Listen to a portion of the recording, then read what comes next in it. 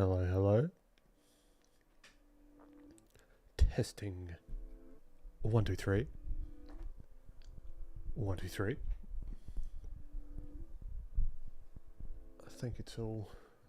I believe we're all on. Orkin, Fat Cappy, what's going on? Nice, man. Great to have you.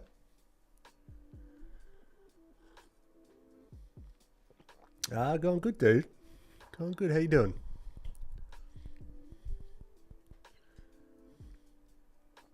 Let's get ourselves situated. How's the audio levels? Let me know if they're all feeling good to your ears. Prashan, what's going on, dude? Great to have you. Sounding crisp and fine. Beautiful. All right. So, today, appreciate it, man. Alfie, what's going on?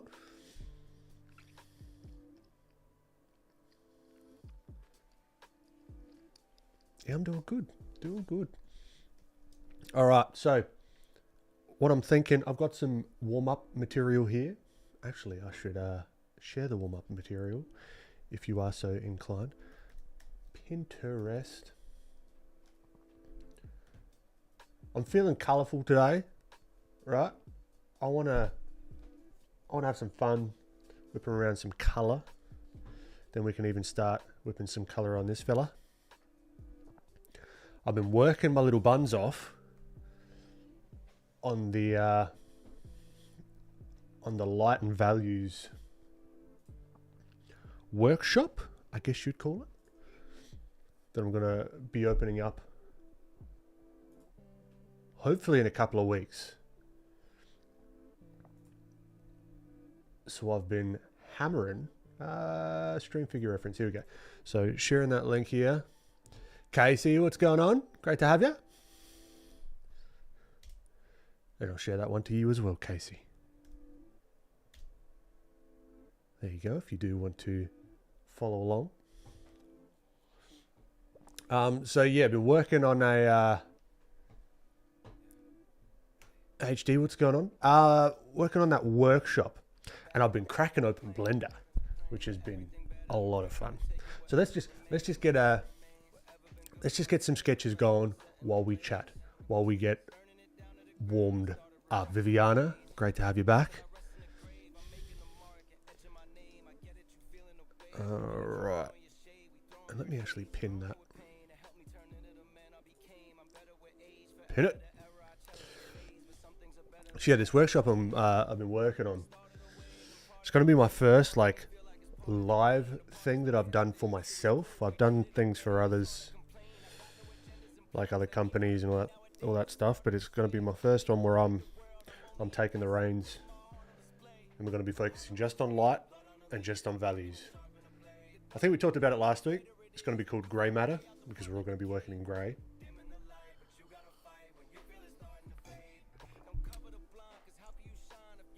But light is freaking tricky, and even trickier to explain some of these concepts. So I've been trying to really distill it down into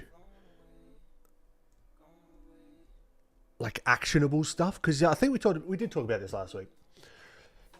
Some of the stuff you don't need to know up front, or it's like you don't need to like dive deep into to get like a great result. And I think once you can start getting some quick wins on the board,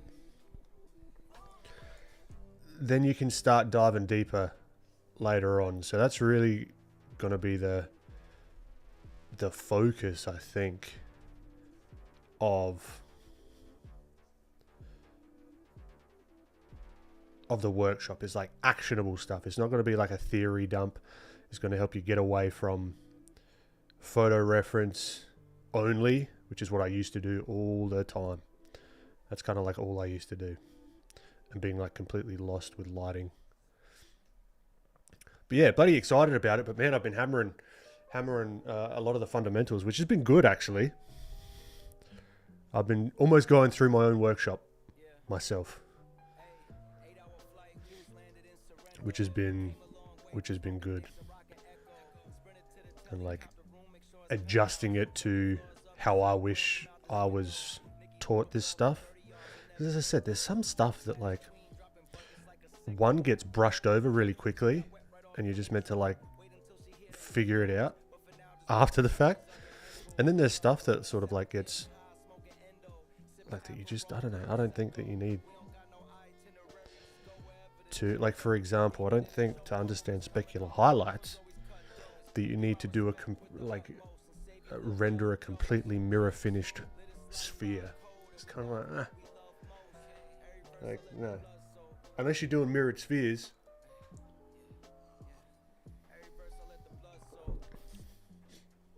Lazy Sketch Guy, great to have you back. What program or app do you use when streaming from your iPad?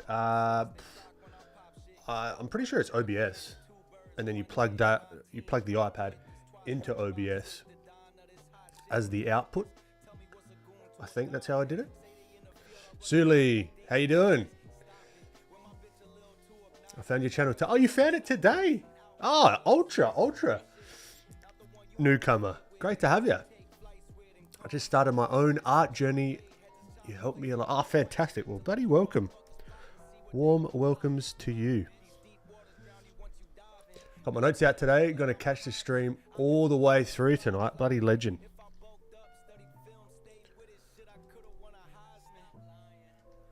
Alright, so we're just doing a quick weekly recap, getting the sketches going. Then I think what I'm going to want to do is get the old lasso tool out and whip some color in. Because what I'd love to do is like do something with this guy. I'm not even going to pretend to know what we're going to be doing by the end of the stream, because it never works out. I say, oh, I want to do this and that and this and that. Unless it's like ultra focused, who knows what's going to happen, you know? Got my sketchbook out as well, dusting off the pencils. 6 months no drawing. Buddy, glad to have you back. Appreciate it, Sully. Alright, so I'm going to try and push these shapes, right? Push them like nuts. But yeah, what I was saying, like, the trying to distill some of this stuff down takes a time, you know? Because when I was learning this stuff, I was learning bits and pieces from all over the place. The way that some people explained it clicked. The way that other people explained other things clicked. And then there's things that I discovered on my own with like testing things out in Blender, which is going to be a part of it. Like I'm going to be using a lot of 3D models to like really hit some of this stuff home. I've been playing around with geometry nodes, particularly if Super's in here. I don't know if Super Trooper's in here or not. That's alright. He may pop in after. But using the geometry nodes to just get like the plane normals showing up, which is like a huge thing. Like understanding these plane normals. Yeah, dude. Prashant. Geometry. Oh, of course, Prashant. Yeah, you're in here. You know what I'm talking about. Geometry nodes are sick. So confusing. But now I'm starting to understand like the index. Like the index node. And like the position node and that kind of stuff. Yeah. But it's like great for explaining concepts.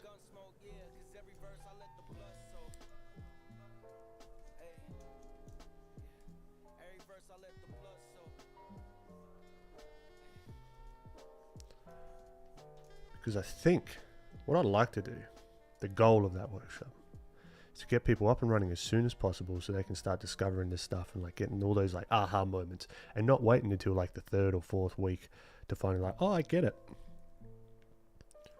It's like, yeah, get it straight away. Here's the key things. Everything hinges off of this and let's tweak it. And she looks creepy as hell. I'm going too close to the reference. Way too close to the reference. Let's loosen up, everyone. All right. Let's calm down. Let's loosen up. We're tight. It's the beginning of the week or the end of the week.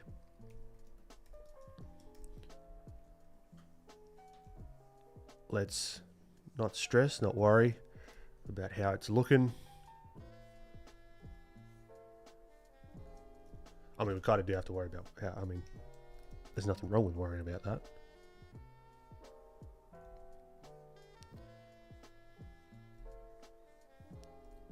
She looks a little zombified, if I'm honest, but let's do our little trick. Where do we want the eyes facing? Eyes facing us, the camera. All right, then we go, whoop, boom, boom, better. Now we got the eye line. Sick.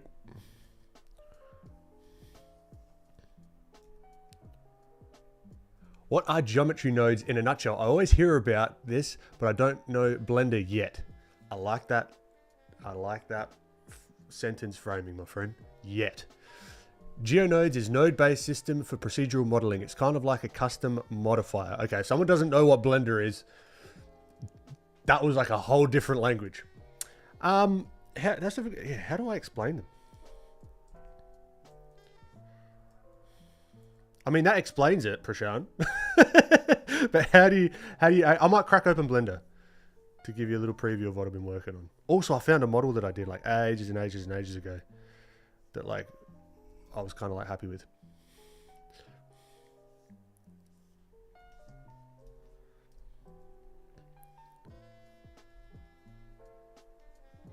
Yeah, actually, I want to show you that real quick. She looks creepy as hell, but I kind of like it. It's like a cool creepy.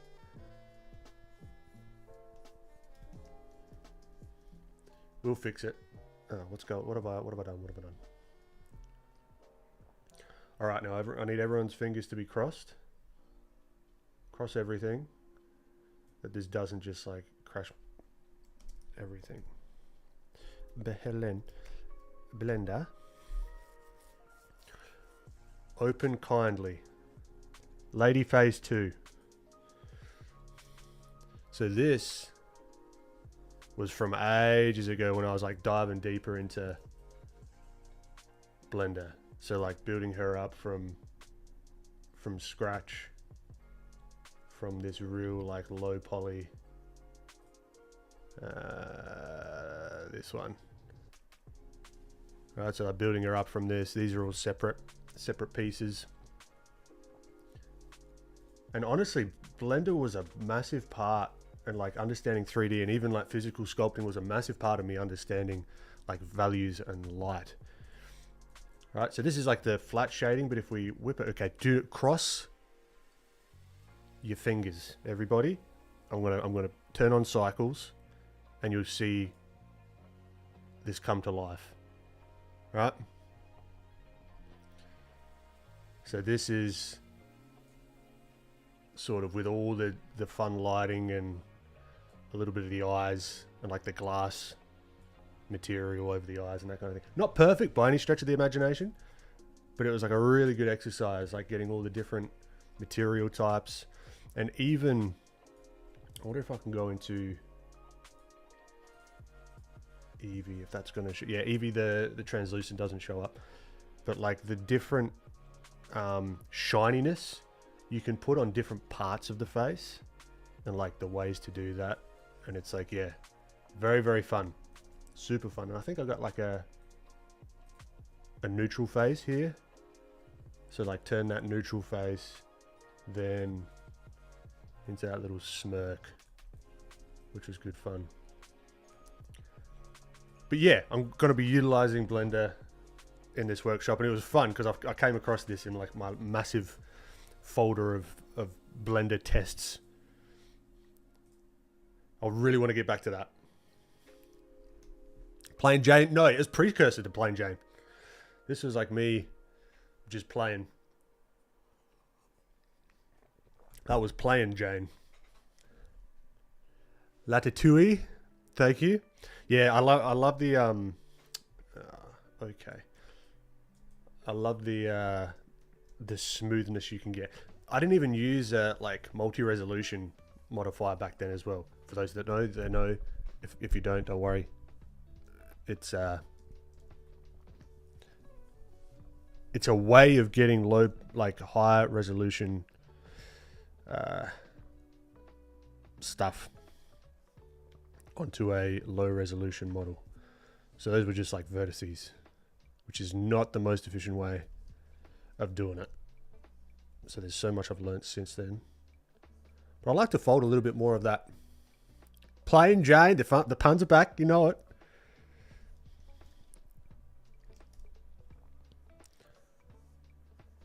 But it all, like, and there's a reason why I made a plain Jane. Because planes, when it comes to like the lighting, are absolutely everything. You don't understand planes? My condolences to you. Because I don't know how you'd be able to accurately like come up with anything like lighting wise. So planes, oof, absolute game changer. And knowing one of the big things, this is like right top of mind at the moment. So forgive me if I'm rambling, but it's like you've got 3 different types of light. Imagine I just did a whole workshop there. There's like 3 different types or like types of light. And sometimes you'll read books and they'll be like, oh, it's like the sunlight has light rays going in parallel, like in parallel to one another, right? I'm like, okay, why? Like, okay, I'll just go along with that, I guess. And they never like expand on that. They never like explain why. Like, if you got a point light here, why the rays go out like this, but all of a sudden the sunlight, all the rays are parallel. Why is that? Well, let me fill you in a little secret. The sun is so bloody massive. So like this is the sun, right? And then you got just us like here.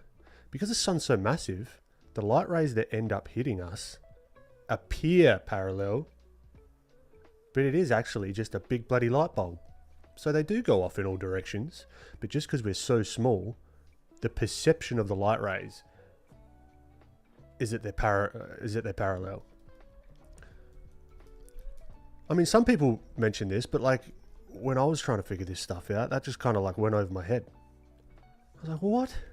And then you've got like the diffuse light source, and then that still comes from a light, like a light source of some sort. It doesn't just come from nothing, and it's what the light source travels through that then scatters all the light rays in all different directions and gives you like the really soft shadows and blah blah blah blah blah.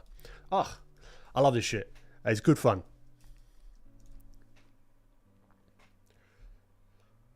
Still thinking about that grasshopper joke from last week. I told you it's a bloody good one.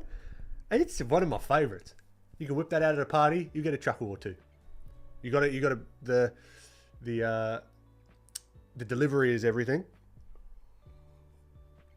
Hamza, what's going on? Kajuro Sans from Undertale. I've honestly got no idea who that is. My apologies. Chainhead, what's going on? The little Benjamin that could. I'm going well. How you doing? Oh, Fat Cappy, you missed it. We might have to reiterate the joke. We might have to do it again. It's my all-time favorite.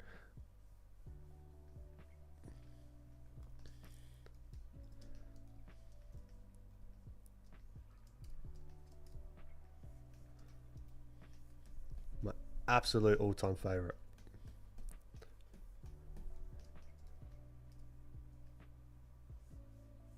Imagine I start off every stream with that joke. And everyone, we just got to pretend it's the first time.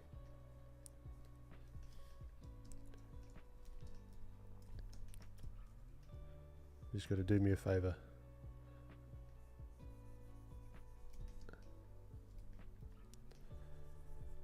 Now, the interesting thing here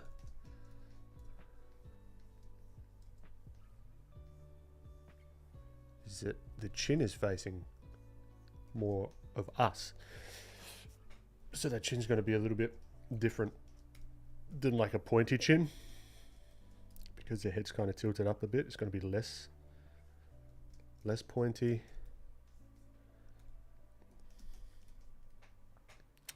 I need to intensely study the planes of the face. I don't like, I don't know if intensely studying that is going to, I mean, it's good, fantastic. Study the planes of the face, 1000%, 100% guarantee.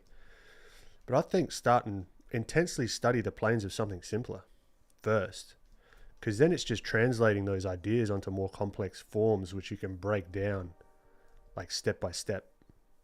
You know, once you understand under the same lighting conditions, let's say like a ribbon, for example, right, with all the planes of the ribbon, right, and all these normals facing different ways. Once you understand that, then you can translate that onto bloody anything.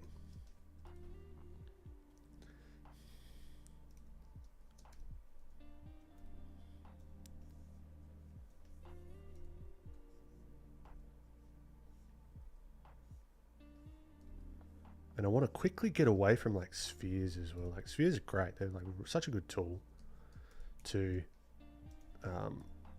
describe light, and that's why everyone uses spheres. But I want to like show very, very quickly how that translates onto like forms that you're actually going to draw. Like how often do you ever like draw a perfect sphere? Pretty rarely, you know?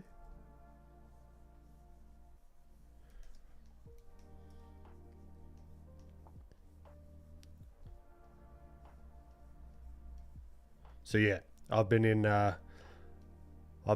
light, form, and value land for the past week, just trying to hammer it out. Understanding the assignments as well. I think I'm going to do like a 3-tiered assignment, depending on the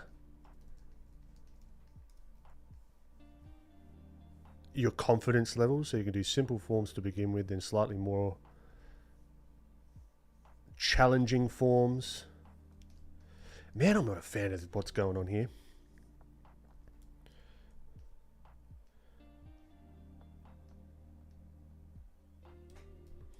That's okay, we'll sort it out. Don't worry, it's fine. Yeah, so like having like each assignment have a 3-tier thing. So then it's like useful even after the fact, so you can go back and then test your understanding again and again and again. Because even I need a refresher every now and then. It's like a really, really good thing to do. Always go back to your fundamentals. Nothing wrong with that by any means.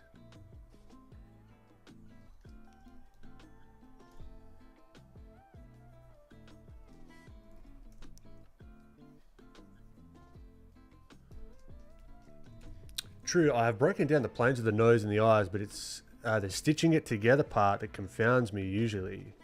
Also, just breaking down my bad habits and really exploring with my drawing is a hurdle. Yeah, and that's why I recommend doing it on very, very simple forms, because then it's like, it's very apparent what is working and what's not. Versus going like, all right, let's go and like do the planes of the head, and there's like 50 million planes on there. Bit of an exaggeration, but you get what I'm saying. And then you get lost really, really quickly, you know? At least I did. I'm speaking from experience here. I've completely given up on drawing her eyes, so I just slapped sunglasses. Beautiful. Such a good idea. Me too. I'm struggling. Done. Gives us some attitude. All right. One thing that I've identified here, the ears, way too high up on the head. Super, super high on the head.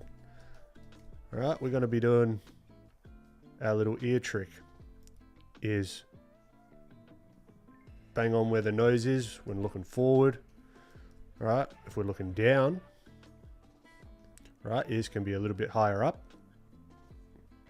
Nose here. All right, such a good little trick. Now we're going the opposite of that. So if the ears aren't going up, where are they going? Head tilts up, ears are going down.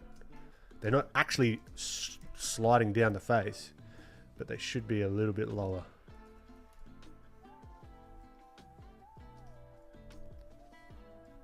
To give that illusion of like looking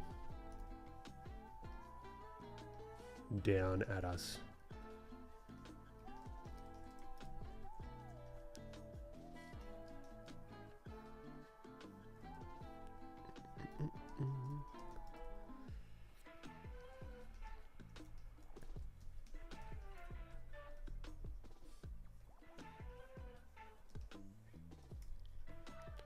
right? And this is where, if you want to get real fancy with it, understanding this wireframe.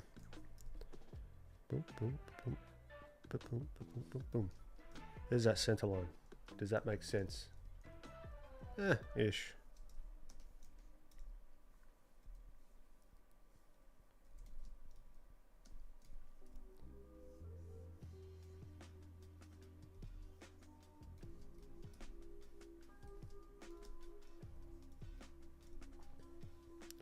Alright, the ears are just cylinders sitting on the side of the head. Alright, I like big, I don't know, I just like drawing big ears. I don't know what it is. You draw the ears however you want to draw the ears. I'm drawing them massive.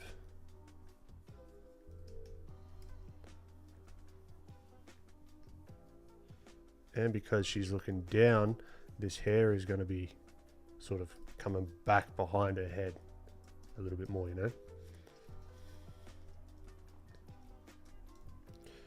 You picking up what I'm putting down.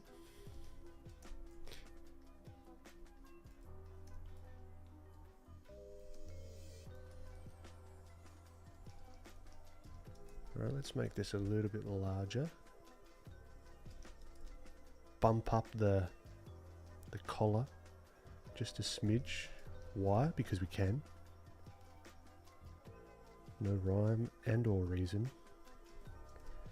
We've got little tassely things here. Now we've got to do something with this face. This face is doing my head in. Welcome to the iteration game.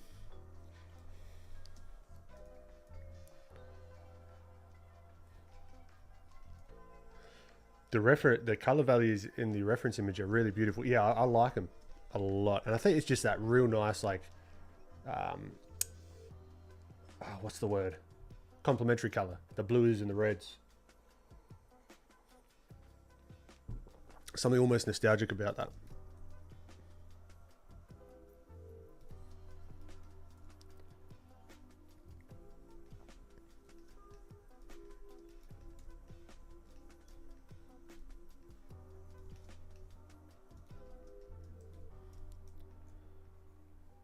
Nose hole, nose hole, nose.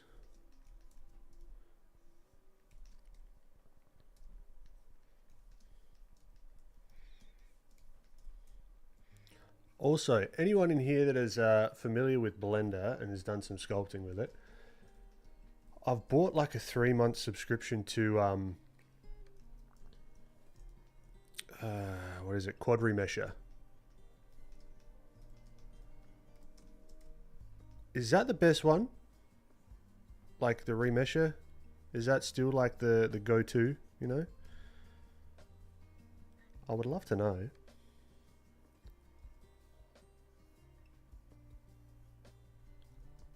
Because I'm gonna get this other plugin. I can't remember. I think it's like to Paint or something like that.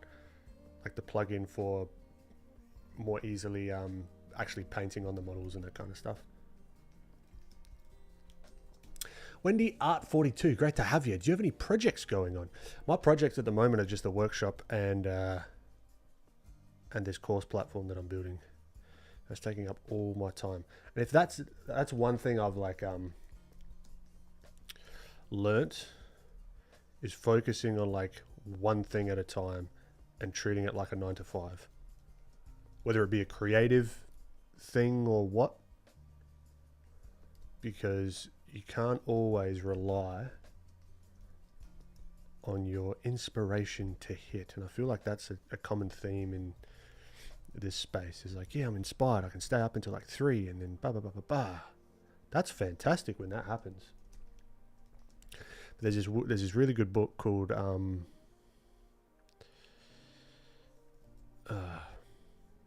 The War of Art. It talks about acting like a professional, sitting down, 9 a.m., 8 a.m., whenever your work hours. And if you're like an employee of yourself, how happy would you be with yourself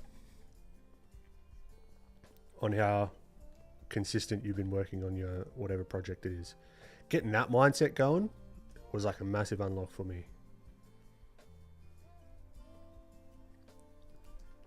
Quad remesher is the best. I prefer to remesh in ZBrush though. Yeah, I think it's using the same algorithm because it's made by the same guy. I've not touched ZBrush. Yeah, Stephen Pressfield's Art Marine Bootcamp. I love it. I want to get to a place where I feel as comfy stylizing people as I do animals. It's very inspiring watching you work. Of course. Thanks for popping in. I'm trying to do the opposite. I'm trying to get comfortable with animals as I am with people.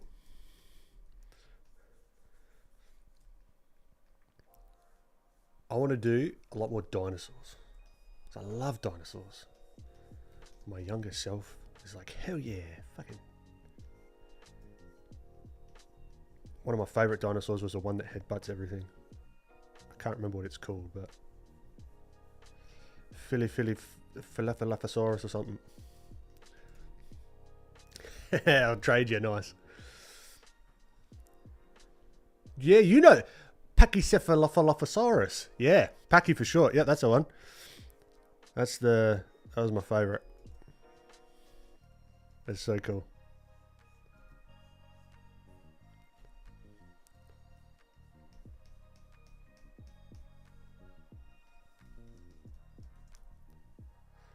Oh yeah, the Parasaurolophus. I remember that lady, that lady's voice in Jurassic Park Operation Genesis. She's like, welcome, the new Parasaurolophus. That just sticks in my head for some reason. Or it was one of the paleontologist voices.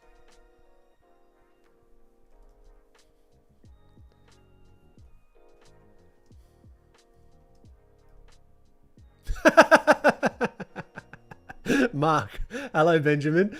What's going on? I missed a couple of streams and suddenly you're blind. Yeah, turns out I needed the old glasses to function.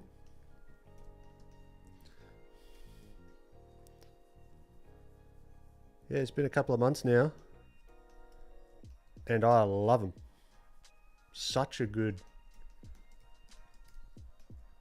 just like, quality of life upgrade. Oh, well, thank you, Mark. I do this all the time.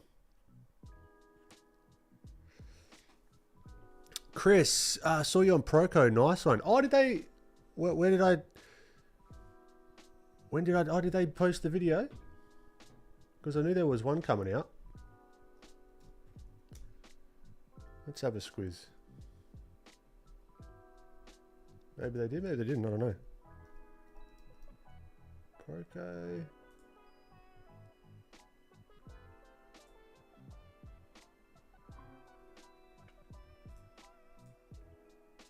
No, not yet.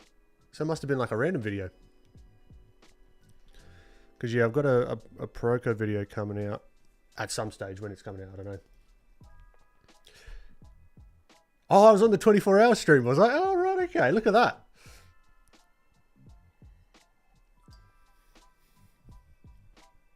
Nice.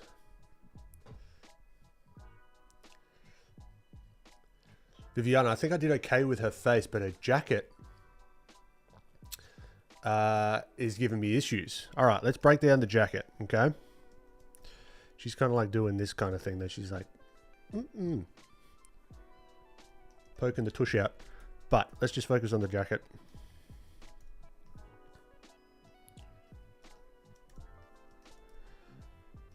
Okay, simplified shapes. Let's knock it all back and let's see what we can do. This is great for me. This is great practice because I've got a lot of plans for workshops, YouTube videos, all that sort of stuff. So this is good practice. So you get sick of me saying this, and I'm sure everyone is. Simple shapes are your best friend, right? We could break this down if we were to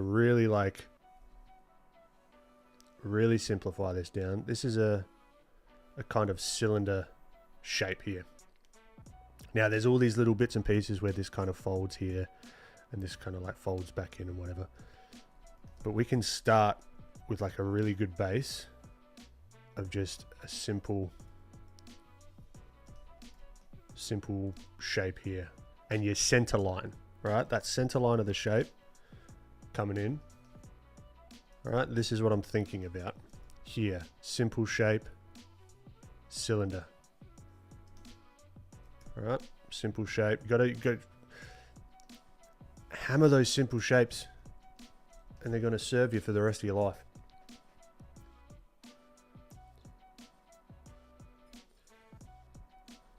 A panicking carnotaur I made based off of the one from Prehistoric Planet.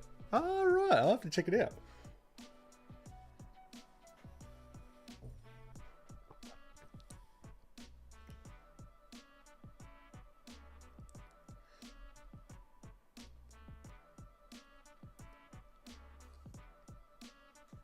I need to wear glasses, but I don't. I save them for special occasions. Then I give myself HD vision for a few seconds every now and then. It was like that. I was like, holy shit, I'm looking in 4K. I didn't realize how bad it was.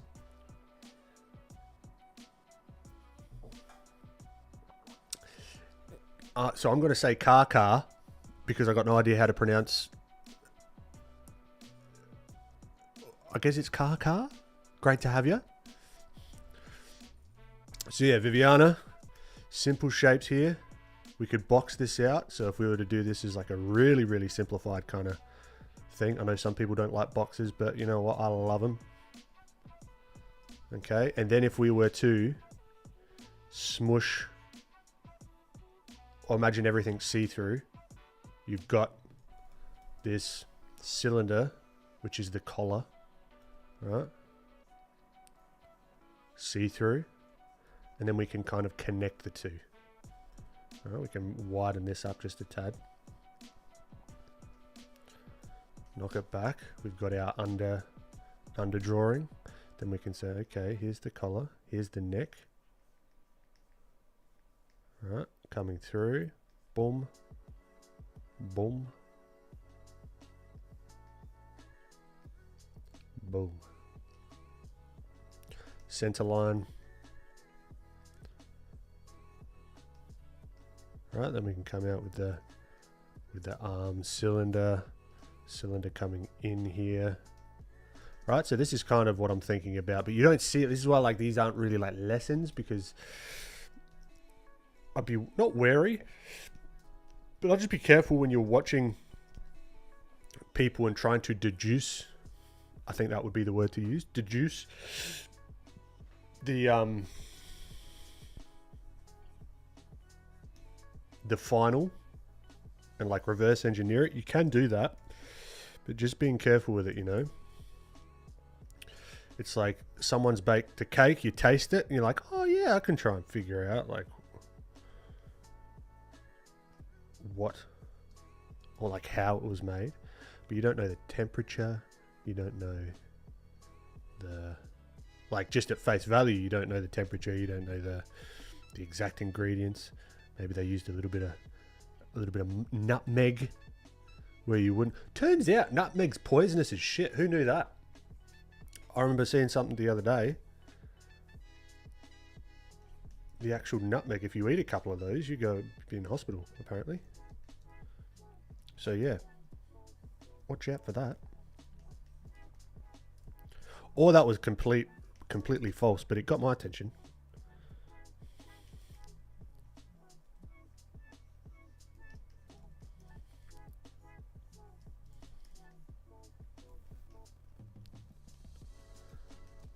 Okay.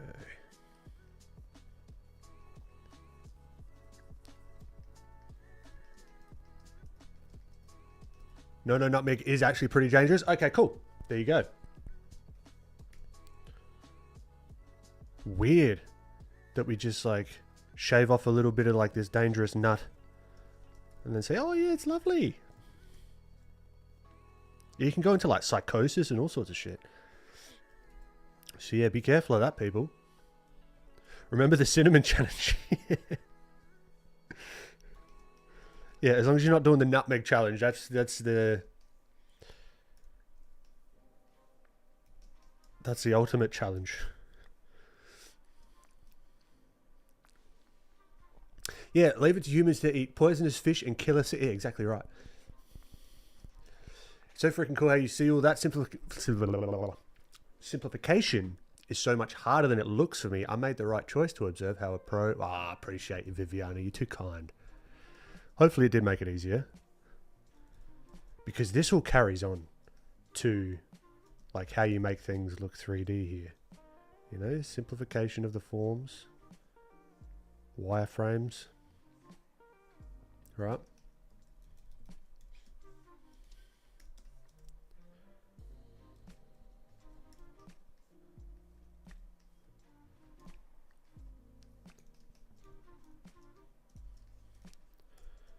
And then even the folds, then you can go like, I don't know if you've heard like the major forms, the secondary forms, and the tertiary forms.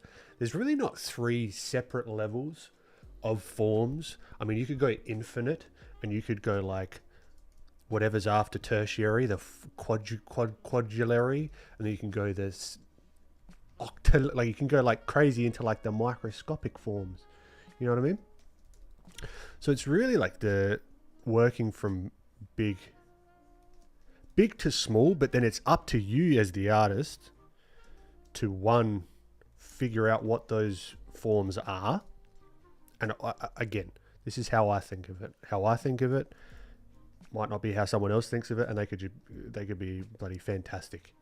You know what I mean? So there's no like one right way of doing any of this stuff, but this is how I think of it. There's no like rule of nature where it's like, oh, this is a tertiary form. It's all just interpretation and what makes it easy for you to get the result that you're after, you know?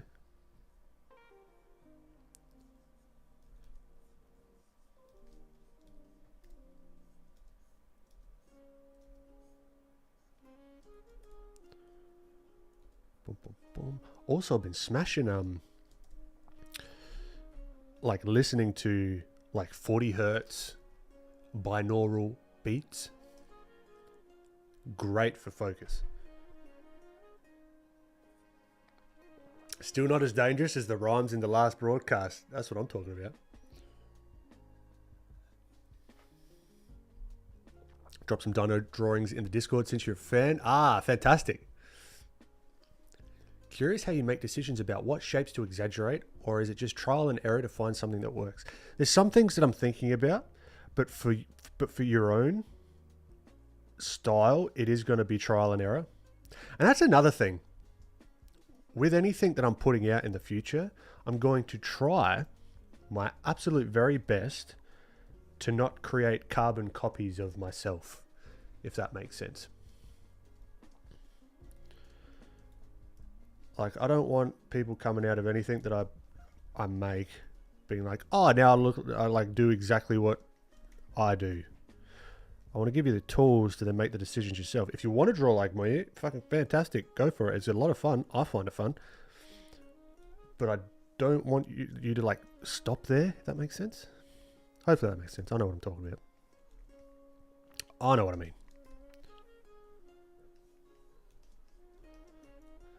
Button. Boom, boom. Zipper. No, not zipper. Oh, it looks like a zip. Maybe it's just a little accoutrement. Here we can add like a big zipper if we want. You know why? Because we do whatever the hell we want. It's our drawing. Doesn't have to be accurate.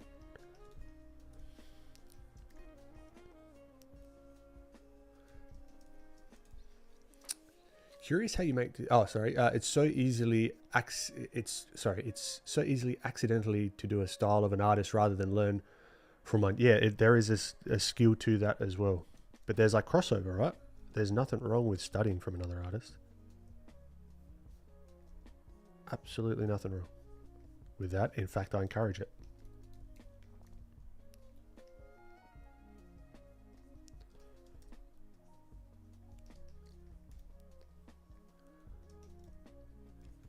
Man, I've missed out a ton in the last stream. Did Ben just bust a rhyme? I don't know, did it? No. I think it was Orkin was talking about the I don't know, Something we did last stream, I think. Yeah, there were word games.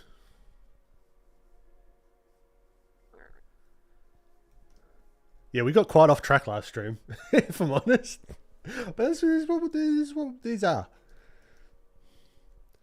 It's part of the fun, you know.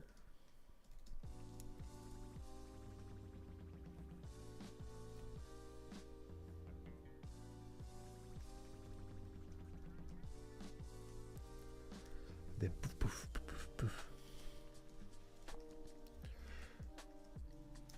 I would maybe like to make her head just a smidge bigger. And then, all right, this is enough of this one, I reckon. We'll leave it for now. Okay. I don't know where my... how's my filthy plugin gone? Straight up. Filthy. Oh, it's right in front of my face. Idiot. Also, fun little discovery I made. I don't know if I'll be vague-ish, but I don't know if it's like bad, like just whatever. I found that the Filthy plugin was used like it was a recommended tool for like a course I was looking at. I just completely by chance came across it, and I was looking at their curriculum, and I was like, "Yep, get the Filthy plugin." I was like, "Oh fuck yeah!" That was pretty cool. Just a nice little surprise. Okay, look, that'll do for now. The Bone Brew. I want to see you do a world building project. You and me both. That'll be good fun. Hard to walk that line. I think it may come down to just taking in loads of different influences and absorbing inspiration from the world around you. There's that like passive side to it, but I think there's also the very deliberate practice side to it as well, which is going to give you the quickest results. At least it gave me the quickest results.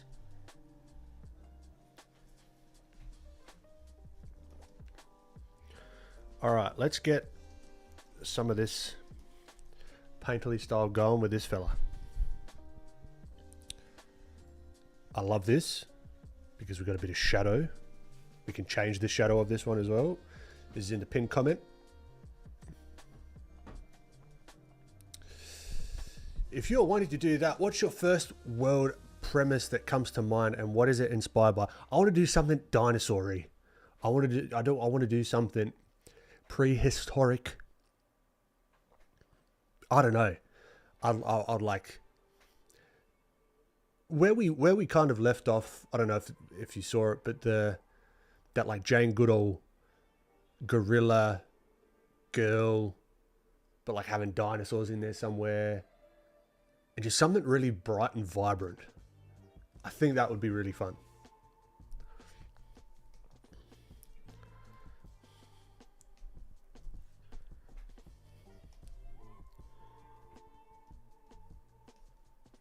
And like really spending some time with like the character designs and all that. But again, coming back to like just a time issue. I've really just got to like knuckle down and focus on stuff. Yeah, so I remember those. I love that. Yeah, me too. Yeah, I want to get back to that. I recently learned that we don't really know what dinosaurs look like. Yep. This is true. And like all the Jurassic Park ones, they're all like emaciated, essentially. They didn't take into consideration like the fat that might be on some of the dinosaurs. So they're all like real like sunken in kind of things. Fascinating. Giant chickens. This might be a hot take. I wish they didn't have feathers. I think they look really cool without them. When I see a T-Rex with feathers on, I'm just like, oh. It's just visceral. I can't help it. That's how I feel. You might feel differently. My T-Rex is a plucked T-Rex. There are no feathers on my T-Rexes. Yeah, the soft tissue in dinosaurs is some educated speculation, but Hollywood definitely shrink wraps. Yeah, they do. They definitely do. I have looked at a cassowary. I've stared at cassowary square in the face. They are the creepiest, they're like the coolest things as well. And the noise that they make is like like that. It sounds prehistoric. Those they can have feathers all they want because they look like a big chicken. That'll rip your face off. But yeah, feathers on some of them. Yep, fair. Not on the T-Rex. Nah, definitely not. Nah, not my T-Rex. I would love to, like, oh, I've got so much shit I want to do. I've got to figure out how I've got to live to like 120. There's so much shit that I want to do.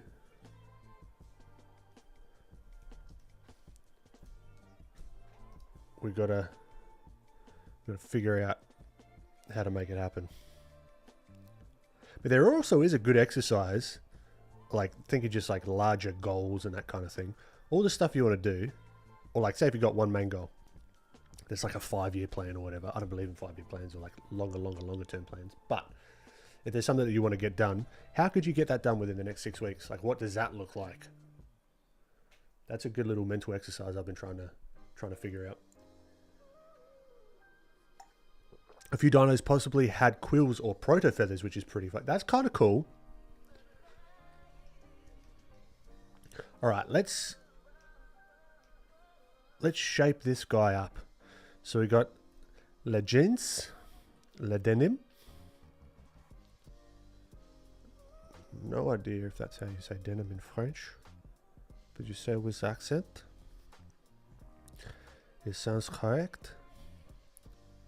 The horse leg.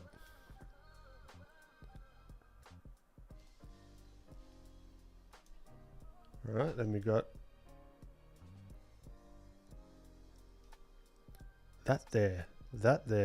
It's gonna look funky. Always does. Never looks right to begin with. Don't worry about it.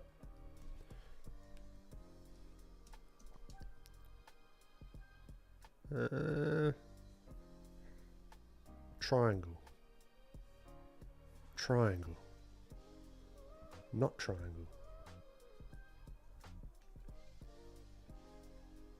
Hair. Triangle. Hair. Another, not quite triangle. It looks like a dog. Beard also. Connect. Other beard. Mustache on top. How's your course platform going? I disappeared right after you announced it. Yeah, it's going good. I'm building this workshop in tandem on my with my own course on it, which is great. So I'm thinking my initial idea, whether this happens or not, so the people that sign up to the course will have access to the like the DRIA. The DRIA course is like testing it as well because it's not finished. They should have access to that as well, I think. I think that makes sense. So then I can really understand. And it's part of why I'm doing like a live workshop as well, is to really get clear on what's helpful and what's not. This guy's looking really scrunched up. That's all right.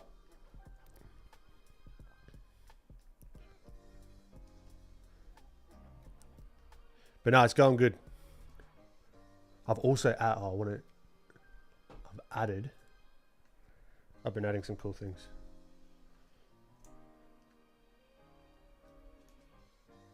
Am I logged in? We'll keep going there while that loads. Yeah, I'm logged in.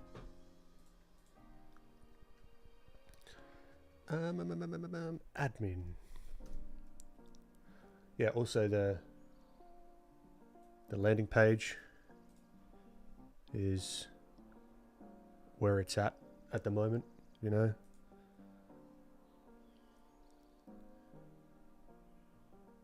Slowly getting there.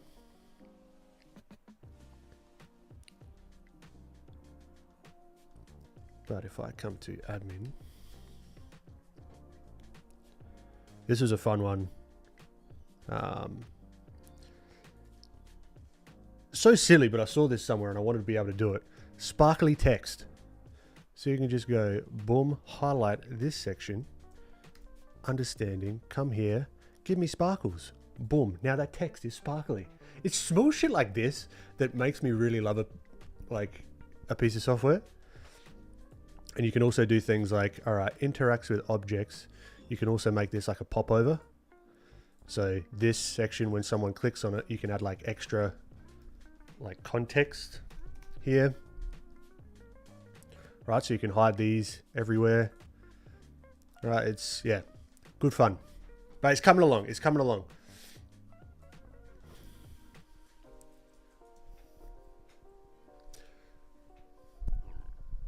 Yeah, I've only got it out to a couple of people. It's not quite right. It's a little, a smidge too buggy to start testing it with random, because I know the edge cases where it doesn't work, because we're changing it pretty frequently. But it's come together. If you do on the landing page, so it's drea.com, that arrow on the image on the right is a little sus looking.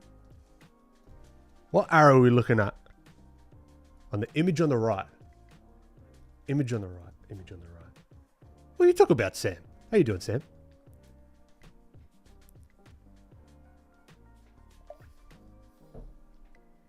I don't know what arrow you're talking about.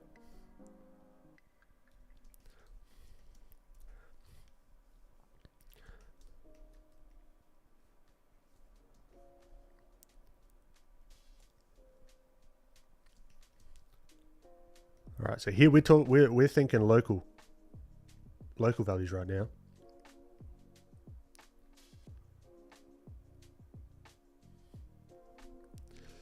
I've been going way too bloody long. You got a ton going on. Yeah, I've been trying to figure out how to make a product with my work. Still no idea how I'll get there. I would really start thinking about your younger self. Like it really depends on what you're trying to do product-wise, right? A good exercise as well that I've found, all fancy landing page, is this JavaScript? Yeah, Next.js, and which is, yeah, JavaScript.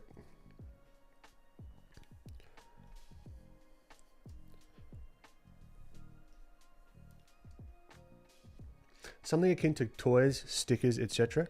I would give yourself a challenge to create the landing page or the product page or the marketing, or like a bit of the marketing material, let's say, before creating the product. So then you can see, because it's all I see a lot of people, it's like an afterthought. Create that, because then you get a vibe of like, all right, does this feel right? Instead of spending all your time and energy in creating the thing.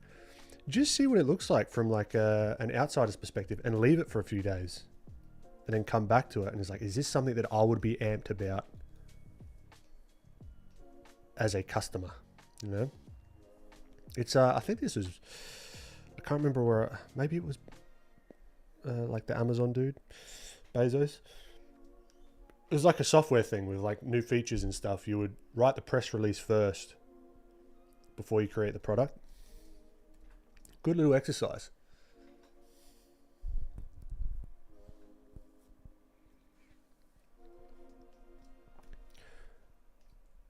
How would you,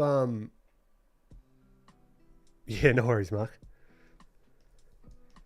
Yeah, haven't sent out any updates yet. We've just been hammering it, and once it's there, you will be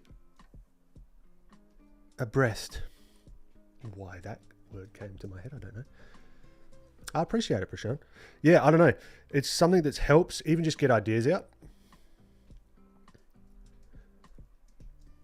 Because the worst thing to happen is you spend months and months and months and months on like R&D or like figuring things out, and then you launch it, and then the launch is kind of just like an afterthought, and it's just, I don't know, it'd just be the worst.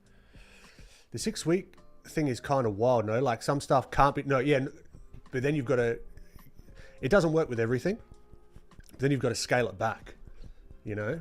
So if you, let's say a toy or like the toys are a sticker, okay?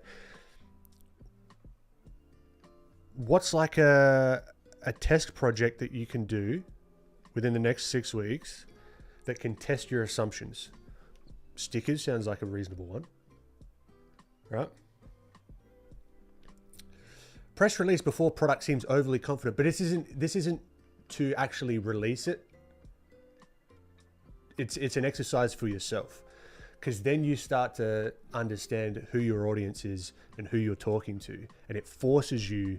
I'm doing this with the workshop, like instead of, for example, just like light and value course, sign up. You know, I might get signups and it might be fine, but what I really want to understand is who am I talking to.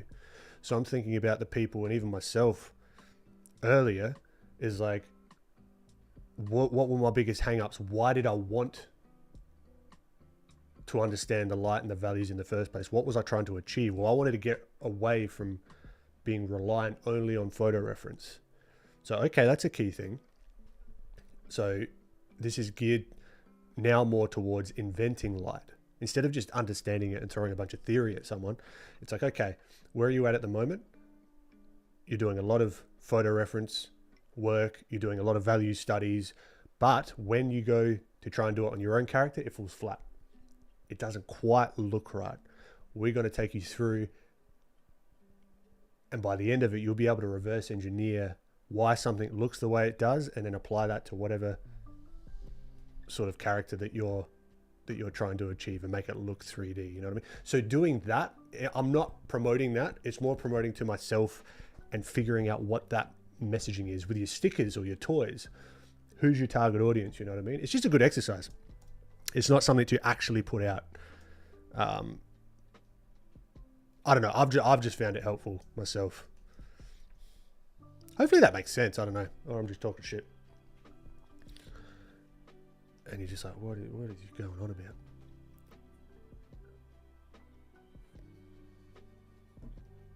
Because you've got to stand out in the market, right? And I think there's something to be said about getting very specific about your audience. Not niching down necessarily, but understanding the problem clearly that you're trying to solve. And the problem, it might not be a problem. It might not be educational, right? It might be entertainment, or it might be just a cool looking product of your art. How can you differentiate that from all the other artists that are making cool toys and stuff? Because then you'll be, like, when I start doing that stuff, you'll be competing in a way with me. Like, if we're thinking competing, right? Not really, because your audience might be different. But it's like, what does your target audience want? And the cool thing is, oftentimes we are our own target audience. So we've already got a customer, and it's ourselves. That's why, like, Plain Jane did well, I think, because it's something that I would have loved.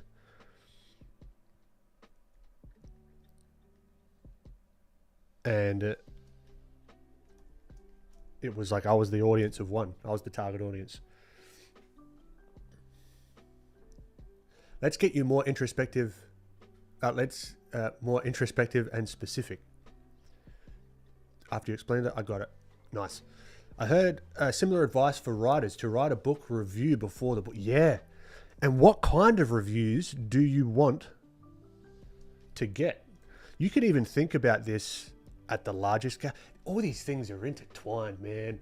We get like philosophical kind of, but it's like, just like we're thinking about the largest to smallest shapes, you can think about this from a content perspective, the large, big launch of something that you're putting out, all the way down to what's this one piece of content? What kind of reactions do I want to this piece of content? Do I want comments where it's like, oh, that finally clicked for me, or oh, this is so cool, I haven't seen this before, or like whatever it is. You can, like, I don't know, I love this stuff. I can talk about this stuff for, I could do a whole live stream every week and talk about it. Some people say I should start a podcast. Funnily enough, I have, with my good friend Francis. That's coming back at some stage. All about that kind of stuff. Now, anyway, we're back to the drawing. Back to the good stuff. I mean, it's all good stuff. I like, but like what we're doing, our focus.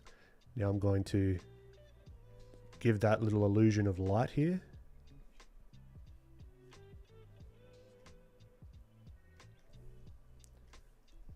Boom, straight away we got a little bit of sense of light. Now we want to ground our character, right? Quite literally.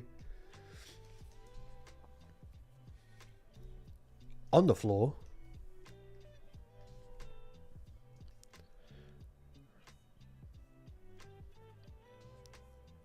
Now, most of the shadows that I put anywhere, I guesstimate, right? I'm understanding that the light source is coming from top down. It's quite a harsh light source, which could mean that it's a smaller light source. And you can do this with pencil, paper, whatever, any medium. All this stuff is the same, right? Light source coming down, casting this shadow. So you got the two things here. You got the cast shadow, and you got the form shadow. Two shadow types. That's it.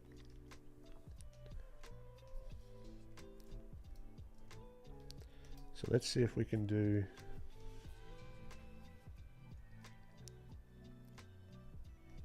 this here. Give ourselves a bit of volume on this shirt. Very subtle. Now these are form shadows, right? There's no real cast shadows here except for probably this section and this section. But these real subtle value shifts are all form shadows. They're not even shadows, really. They're still in the light.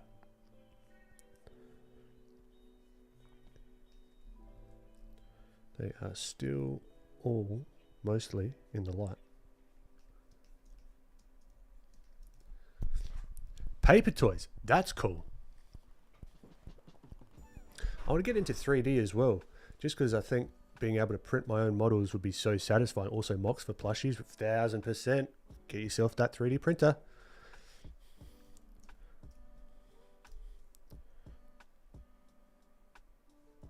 Again, so little time, but I want to, yeah, I've got so many plans, so many ideas. What?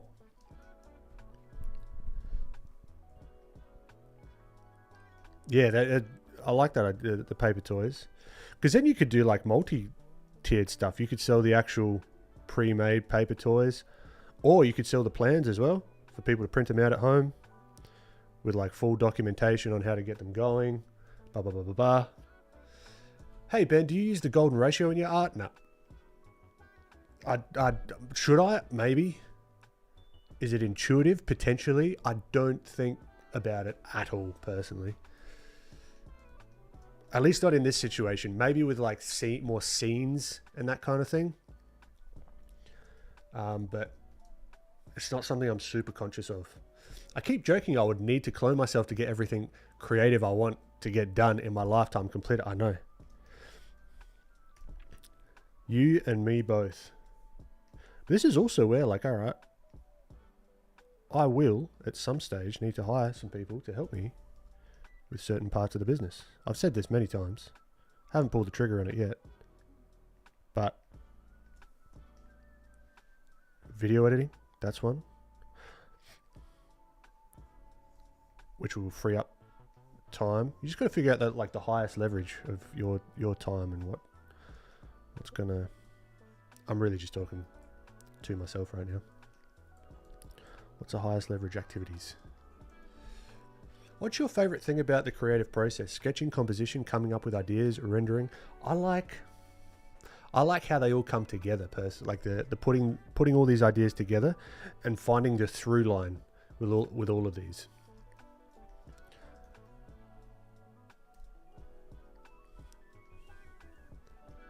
The finished result is kind of like whatever to me. Really, like it's not. the most exciting thing for me, is like getting something that looks cool. Although it is nice, but it's very fleeting.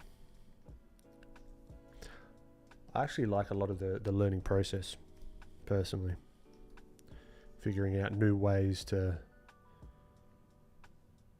do things.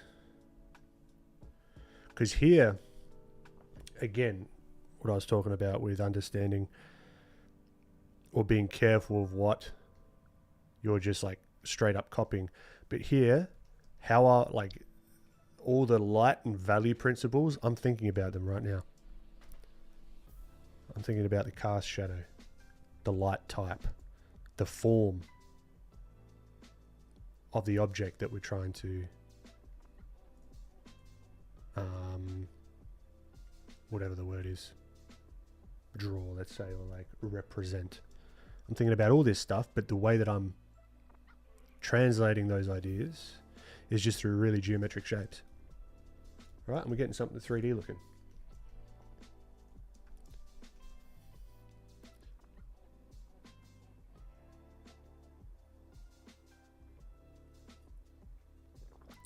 Memi, good morning. The Bone Brew, you own one, right? Any particular brand or models you'd recommend? The 3D printer. So I've got a resin 3D printer. I've got the Saturn 3. Great little printer. Fantastic, like high fidelity. On the more affordable side as well, which is good. As far as like resin 3D printers go. I like that one. Not sponsored, not nothing. It's just the one that I went and picked up. But yeah, the fidelity you can get on those ones are pretty freaking cool. I would love to get myself a what is it? The Form 3. But those are like 11, 12 grand sort of thing. They're almost for like industrial design firms that need stuff pumping out fast. Like it's the speed that's interesting to me with that one. You can get high fidelity, but something that would take a whole day, you can get done in like 2 hours. But I mean, if you've got the funds for that, bloody go for it. Because I think the resale value on those are pretty good as well.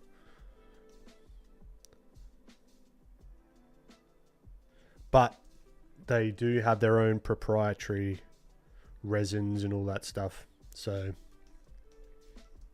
you got to keep that in mind. But yeah, I would like, because the Saturn 3 is an older model now, because I think there's like a Saturn 4.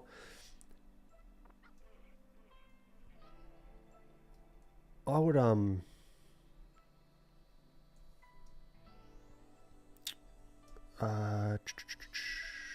this value should sort of turn away from the light source. Yeah, I would see what's affordable for where you're at. Most resin printers, like the price have come right the way down with them, because there's been quite a few generations of them now. I'll also YouTube the crap out of it. It's resin and PVA. Those are the two. Yeah, so you got resin printers, and then you got the well, you got three types of printers now, but there's, yeah, you've got the one that's like the coil, where it comes out of the, like the little tube, and it just like shoots out layer and layer and layer and layer and layer of like plastic. And you got resin, which is just a big bath full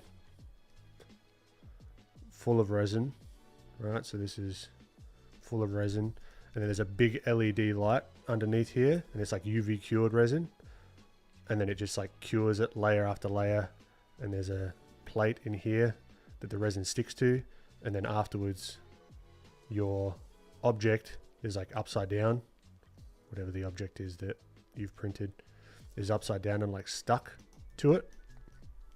This is the high fidelity, which is the resin 3D print, which is why I like it.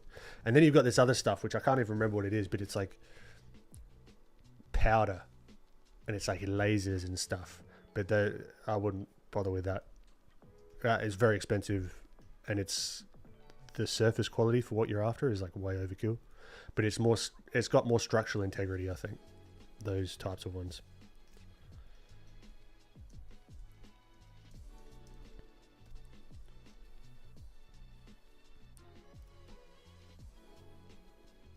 Come on.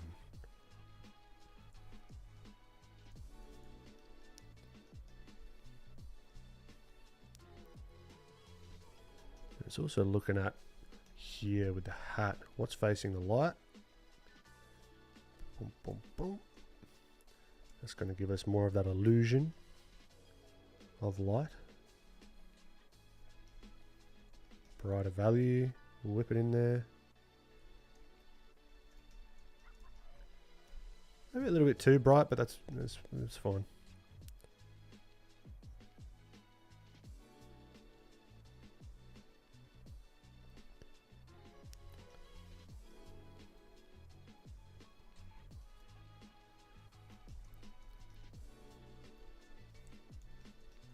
Yeah, I think we've got to bring in some of the lights. So the lighter values, the speculars on the old arms, even on the nose here.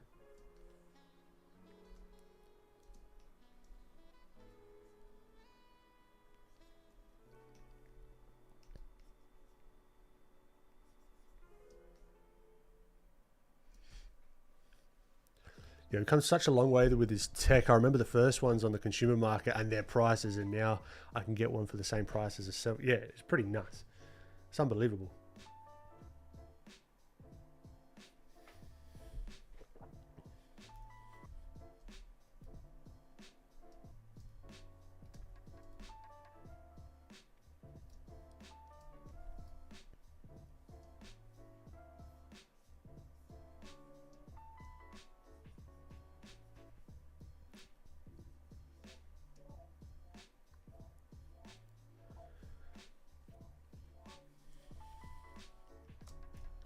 Yeah, it's funny when the Procreate guys sent through like a little preview of the video. It was so weird seeing like that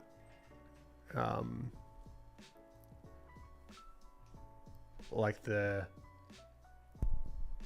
what's it, the jingle or the sound, the music, the Procreate theme song, and then see my face pop up on there. I was like, wow, this is trippy.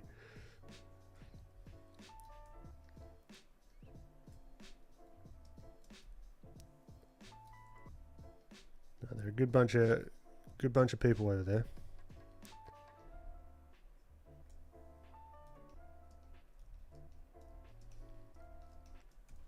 Chadron, what's going on? The person in the drawing looks a little bit like Rick Rubin. It does a tad, doesn't he? The whole beard and the hair would have to be white though.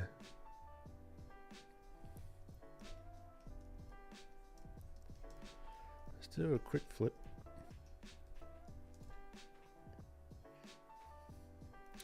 Are you still learning 3D sculpting, or was 3D sculpting already under your belt and you were learning traditional sculpting? I did digital sculpting before I did traditional, but it helped like a lot because that's all. It's just form. It's the same but different.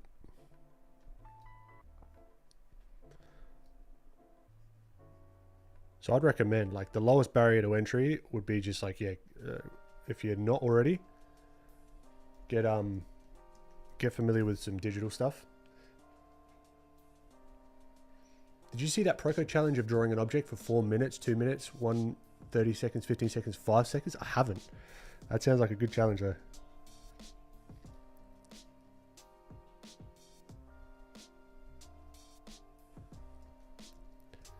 The Ivan Brunetti challenge. No, I'll have to check it out.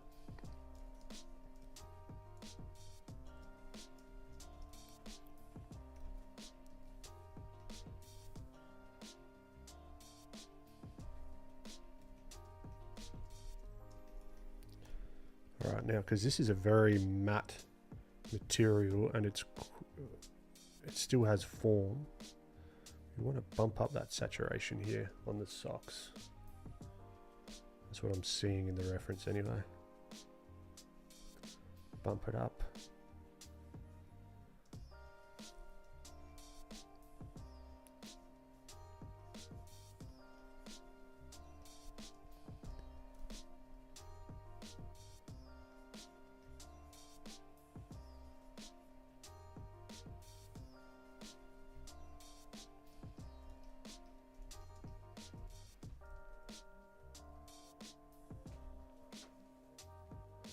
You just activated a grid. What for? That was an accident. I zoomed in too far. It just automatically zooms in. There's not, the grid wasn't for anything. You know, Ben, going from digital to traditional is actually really uncommon. Is it? I would have thought, like, I think it's such a cool stepping stone though, you know? Well, not even a stepping stone, it's the same. The benefits of digital are that you can just like iterate stuff super fast, you know? But then the benefits of traditional is you've got it, it's tactile, you know? It's like right there.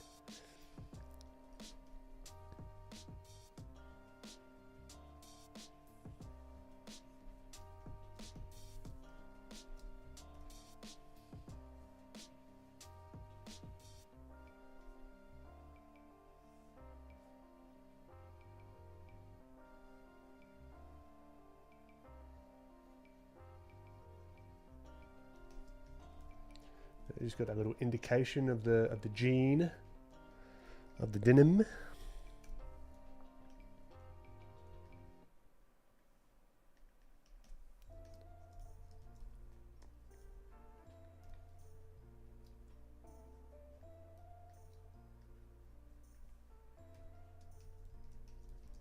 All right.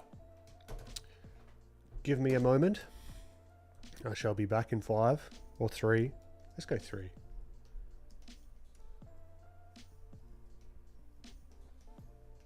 Back in 3.25 minutes. Okay.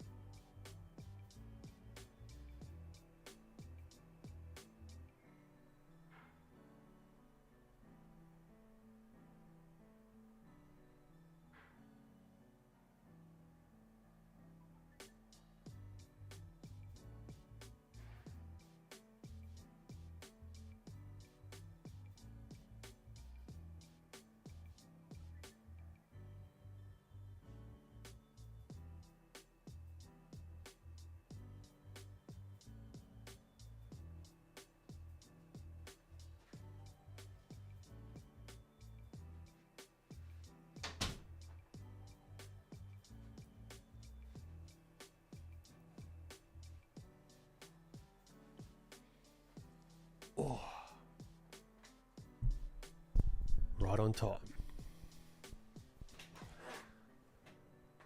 Some vitamin D. Got some coffee. Oh, babe, too hot. Oh, it's one thing with glasses. Pain in the ass.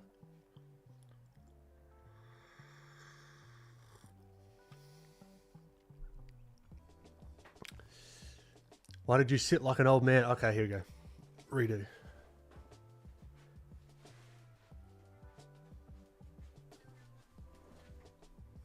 Is that better? I'm young and spry.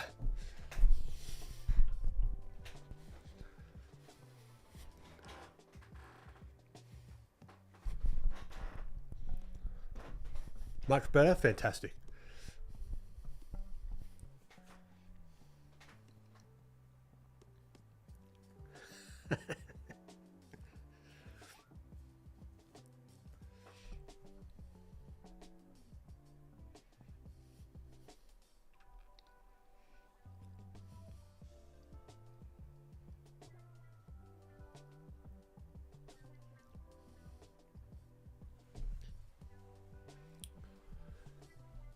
I mean, same, but different, I think, because art is such a fine motor skill that it really messes with a ton of artists going from one medium to another.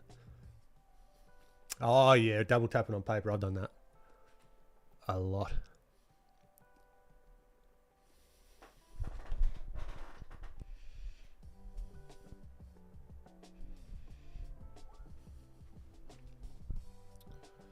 So I'm doing one where I'm doing the IB challenge backwards and forwards on one subject. That's good. That's a good idea. So once you do the original way, just do it all over again, increasing the time instead. Yep. Very nice. Before it felt like you were about to tell us about Jesus Christ.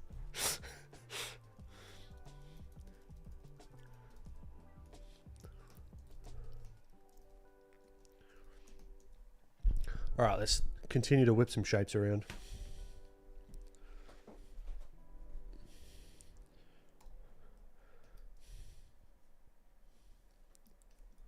If that's okay with you. And then we were going to do the turtle dude.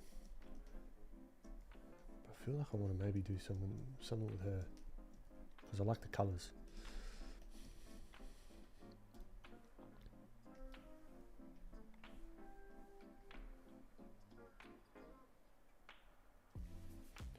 You know what?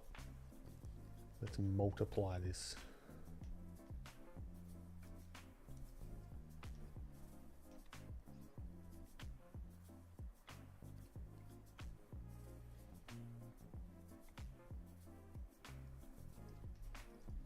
Start getting some funky colours in there, you know? Back in my day, there wasn't a filthy plugin. Oh, I've started to say some of that shit as well. Back in my day, when I'm watching a reel, I didn't have to have someone doing carpentry next to someone on a podcast. Have you seen those ones? Where it's literally like a half and half, where to keep the attention, it's like a podcast clip, but it's also someone repairing a hole in the wall.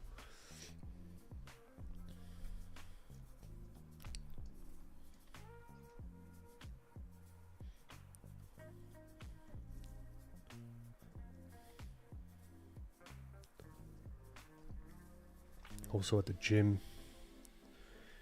got all these young kids just hanging around the machines, not doing anything, just chatting.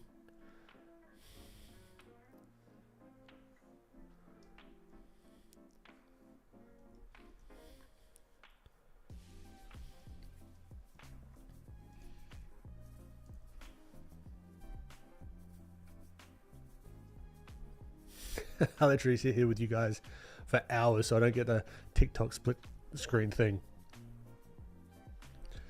I feel so older. The kids these days call it yapping.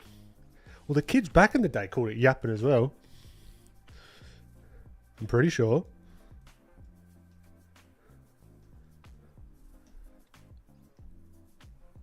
All I know is, if you're not using the machine, get off the bloody machine.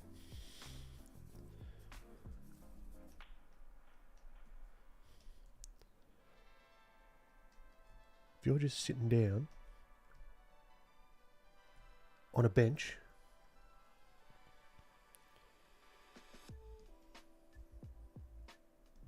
just having a good laugh, not doing anything,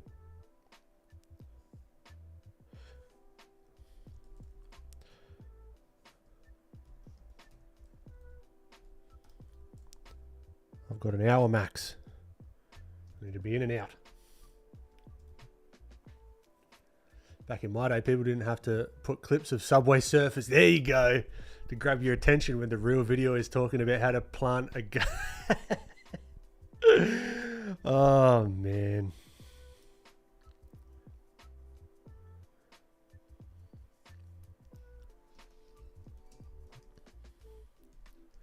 It's bloody crazy. Let's have a play with some microplanes, shall we?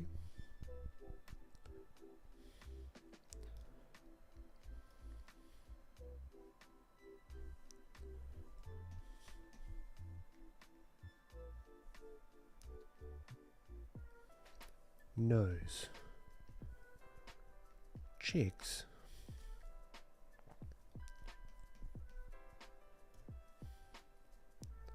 Other cheek.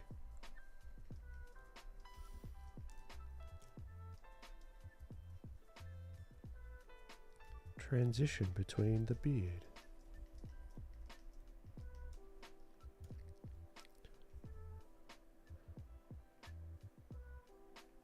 We've just added a style.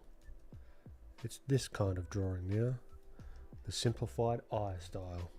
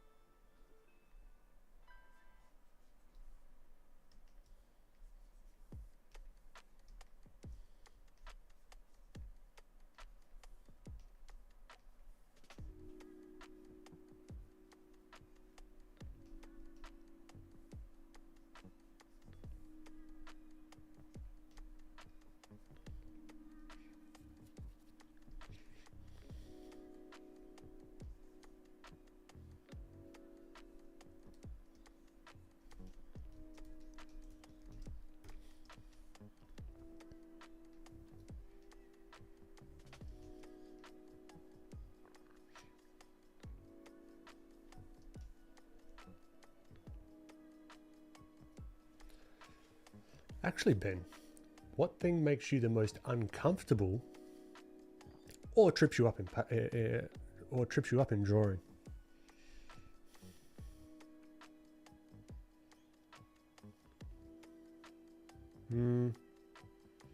Probably larger, like I'd have to like think about it a lot more, like larger scenes with multiple characters.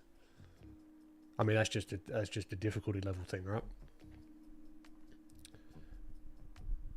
Mark, could you explain in brief how you simplify? For the life of me, I find myself wanting to draw every single wrinkle and eyelash, no matter how many stylization tutorials I watch. Fair.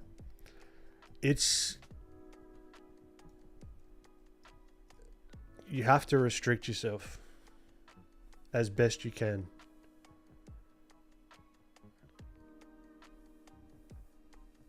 All right, so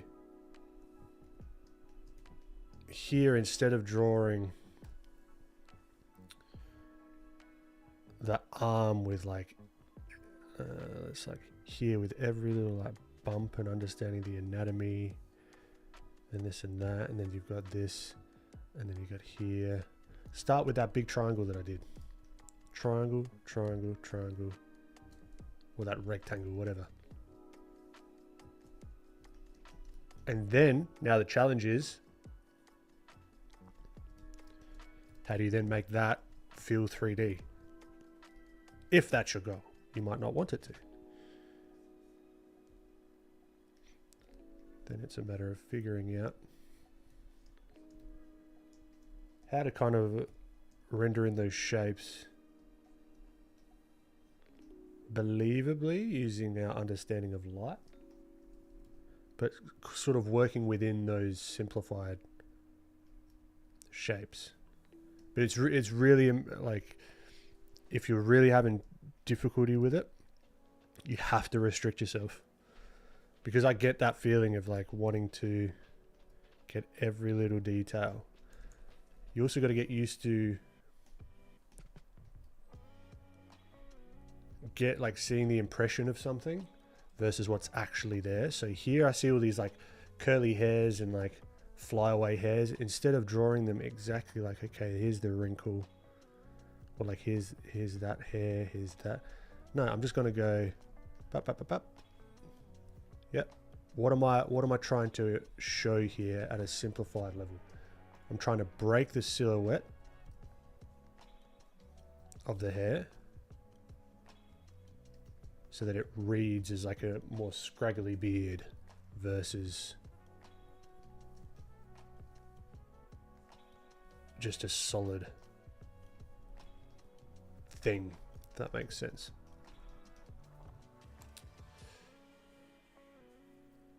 Sam, if you had to choose between rendering with lines, drawing, or values in color painting for the rest of your life, which would you choose and why? I would choose values in color, because then I can do something sneaky and I can be like, oh, I'm just drawing with values.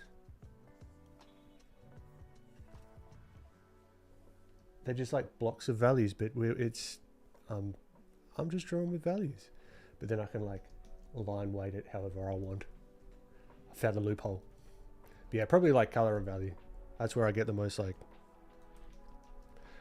I guess, enjoyment. At least at the moment. But line work and stuff, that's such a fun challenge as well. So it's hard to say, but if I had to choose, yeah, it would probably be the color and value.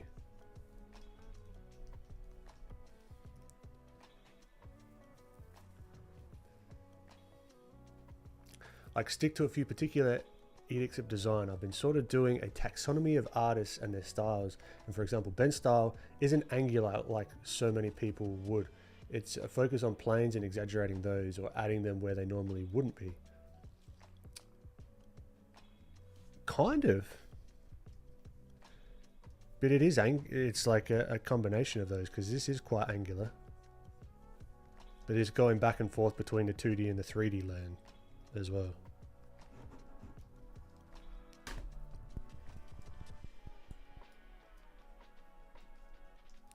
Giving him pointy elbows. Why? Because I feel like it.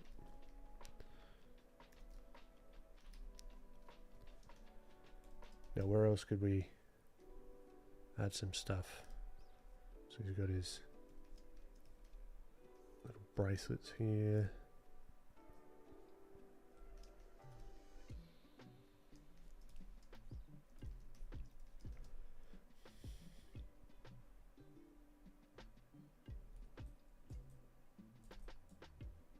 But it's like a style as well. Like, you look at this,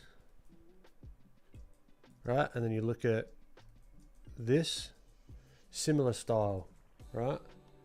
Then you kind of look at this and you look at this, kind of different, completely almost, right? And then you look at this and look at this, different again. So it's also trying to find that through line between stuff as well. And experimenting. You gotta have fun with it.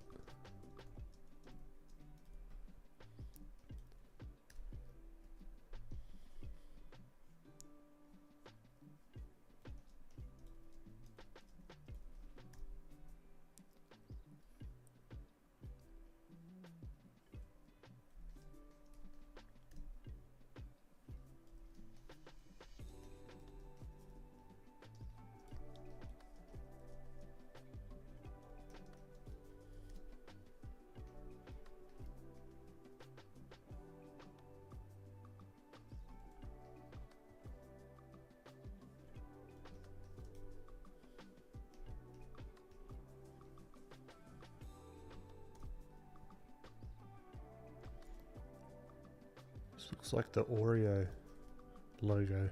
I know it's not, but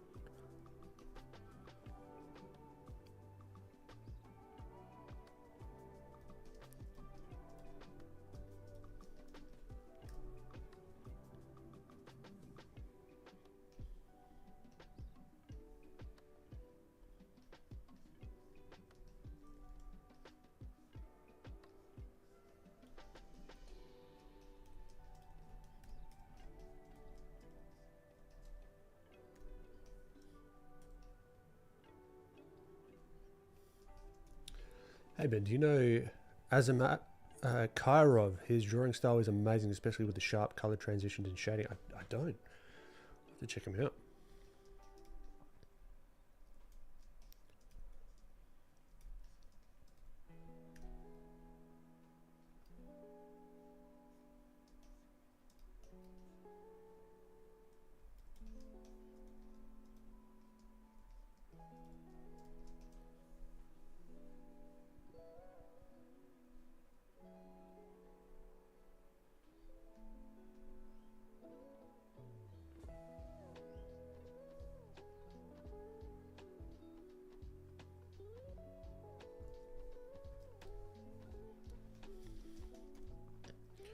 Okay.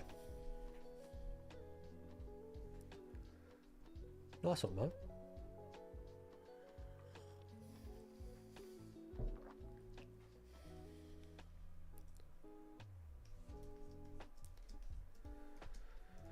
What do we do to start wrapping this up? I reckon let's just start with this.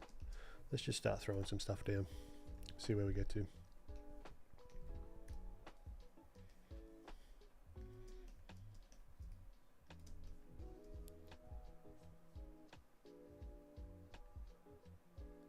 I might start with a more ambient light source to begin with.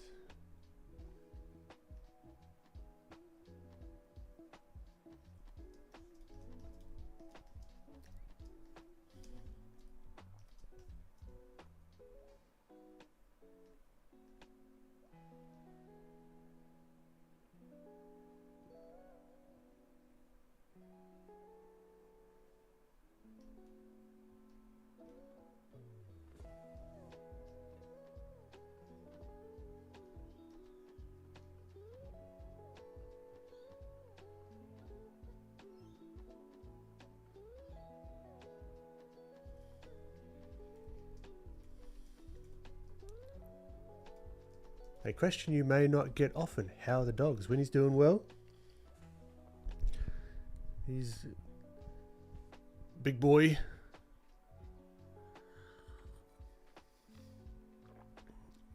Doing good. Coco, I don't know if you guys have ever met Coco. She's a little schizo. But she's doing alright as well.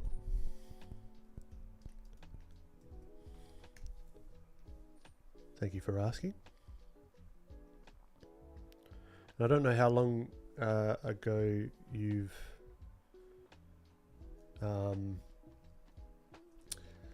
yeah, we haven't been around maybe for a while, but Ollie, my boy here, unfortunately passed away. Oh, we're coming on a few months now. He had a heart condition.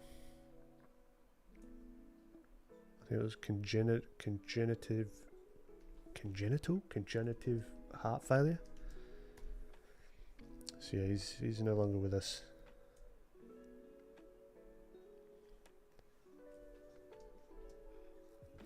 Nah, you're good, Mark. You're good.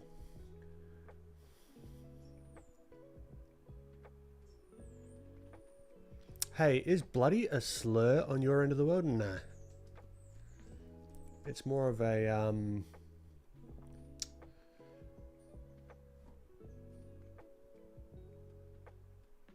it's like how you'd say, oh, that's damn good. It's like, oh, that's bloody good. It's like, oh, that's damn that's a damn shame. Ah, that's a bloody shame. Like, that's how you'd use bloody.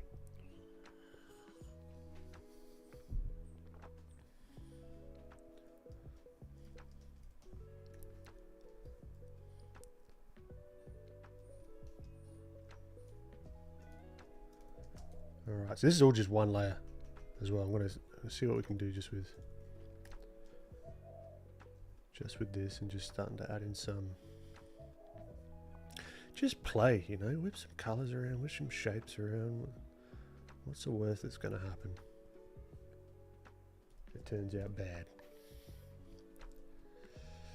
What's the favourite thing about our Aussie culture? That we don't mind having a laugh. We don't take things too seriously. Typically, I know some uptight people, but typically we don't take stuff too seriously. And I like that.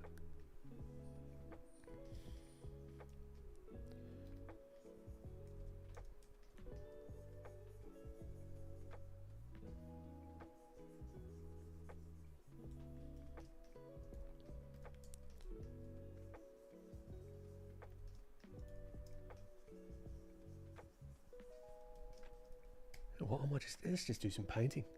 Let's turn off the shape dynamics. Let's go. I would like a bit of transfer though, if that's okay with you.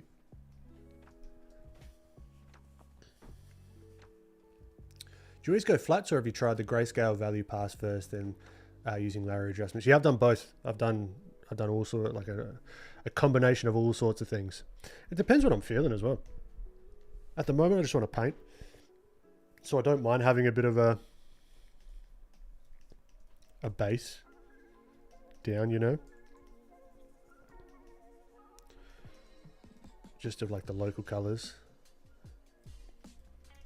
It's also part of just like playing.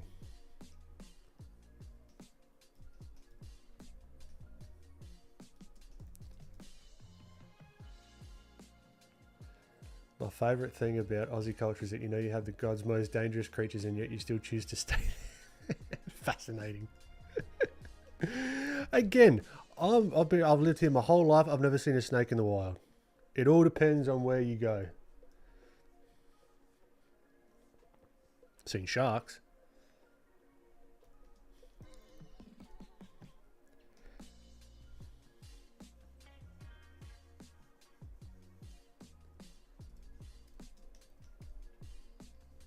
The things that scare me are the tiny things, like the blue-ringed octopus. Oh, Sam, you bloody legend.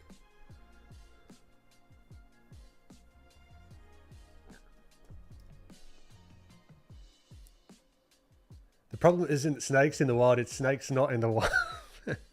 You get that more up in Queensland, I think. In the more tropical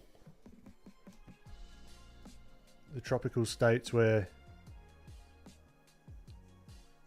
they'll just find all these little hidey holes and scare the shit out of you.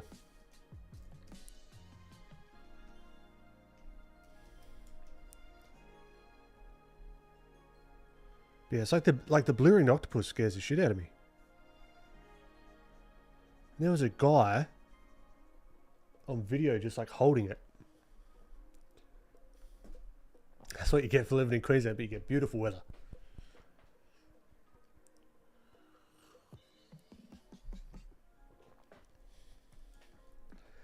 It's a trade-off.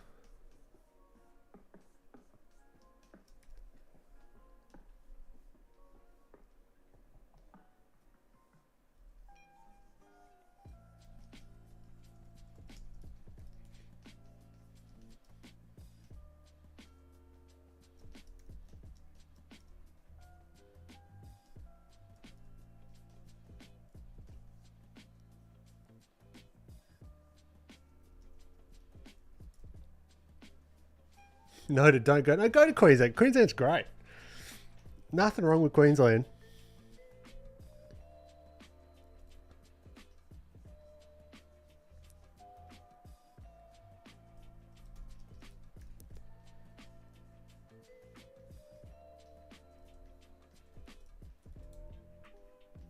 If you do want to go see quokkas, I believe they're in Perth though.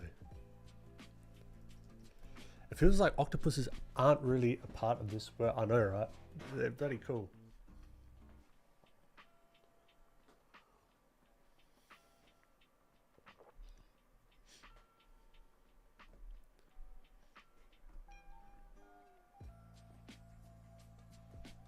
Craig Jones. Craig Jones. Rings a bell.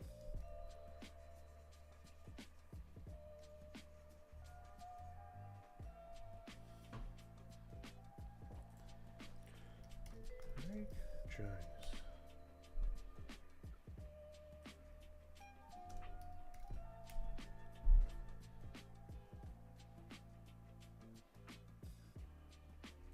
Craig Jones art. Jiu-jitsu. Oh, jiu-jitsu guy. I thought it was an artist. Grappler, jiu-jitsu. Oh, there you go. Yeah, he's born in Adelaide. Yep. Wild, crazy guy. Yep. Yeah, he's born in Adelaide, where I'm from.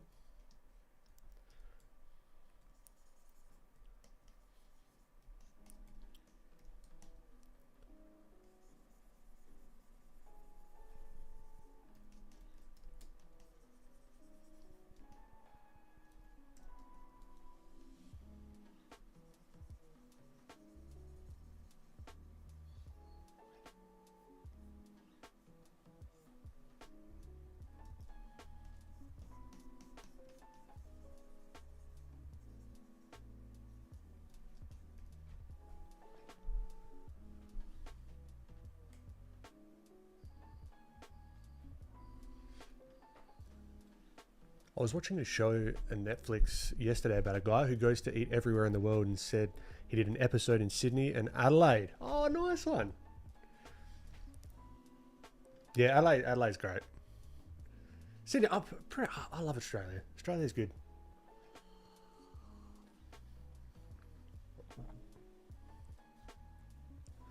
Yeah, every state sort of has our state is the best mentality, and we love. Yeah, that's right. I guess that's probably going to be everywhere that you go, though.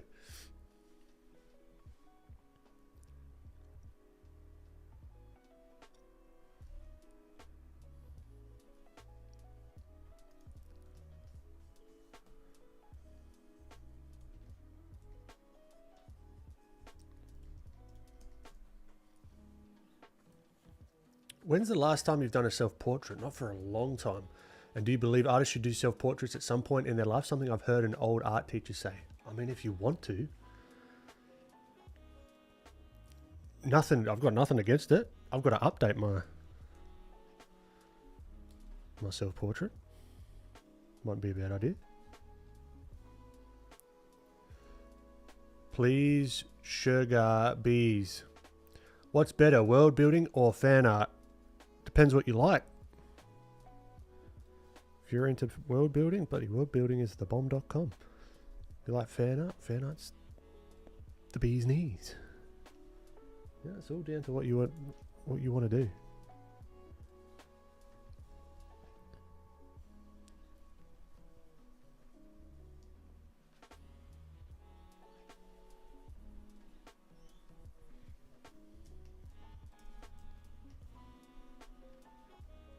Anyone telling you that one thing is better than the other, you're bloody nuff.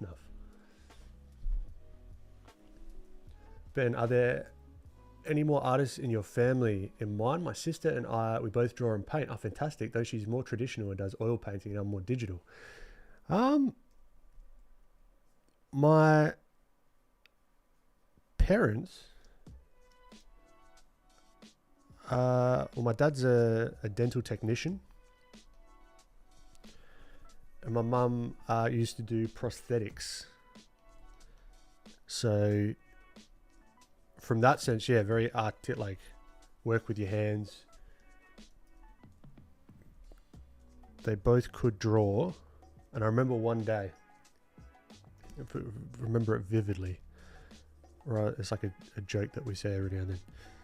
I used to get so frustrated because like dad showed me how to draw like a thumb. Right, when I was, I don't know, I must have been very, very, very young, like 5 or something. I used to get so angry that I couldn't draw it the same. I got really upset. I just didn't understand.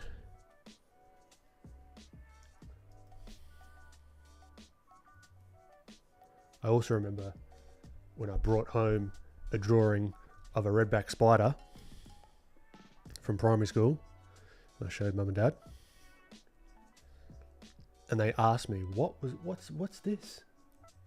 And in my mind, I'm like, it's a bloody redback spider. What are you talking about? What's this? And that stuck with me. So I think it's like, I was like, I've got to get better at this stuff. Asking, what is this drawing? Are you kidding me?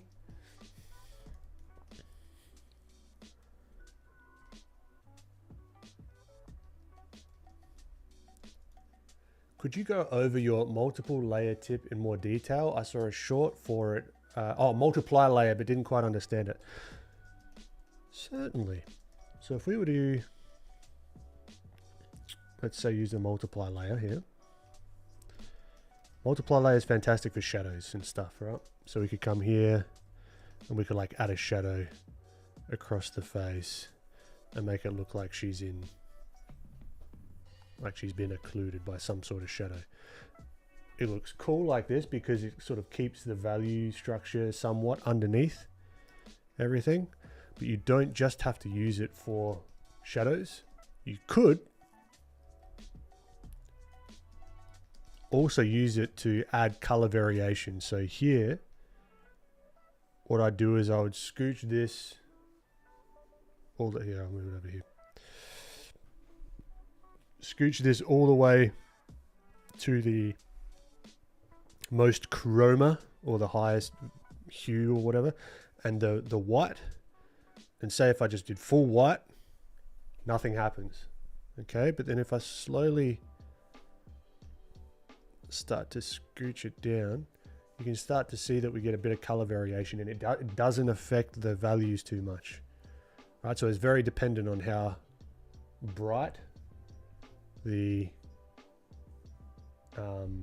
color that you choose is, but it's a way to quickly say, okay, I maybe want a little bit more color variation in the cheeks here, without having to go back and use another layer mode and all that sort of stuff. And then when I want the shadows, I can just move that, scooch that down, and then add in more of the shadow shapes, you know, or like darken this down. So you got like some pretty cool control over the color variation and the like the values all within the same layer mode, if that makes sense. So you can just like sort of bring it down from here. You don't need to go far. If you go super dark, then you're just going to be boom, going like really, really dark, which might be what you want, you know. But if you just want it more subtle, scooch it up and make it closer to white, then you can just sort of pepper in different color variations there. Hopefully that makes sense. Ben, take a few seconds to wrap up the stream by smashing out an amazing redback spider and bring back comfort to Little Bit.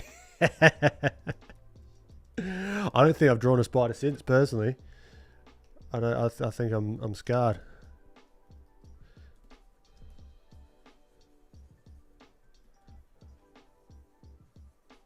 I'd love to get that. It's probably somewhere. I'd love to get that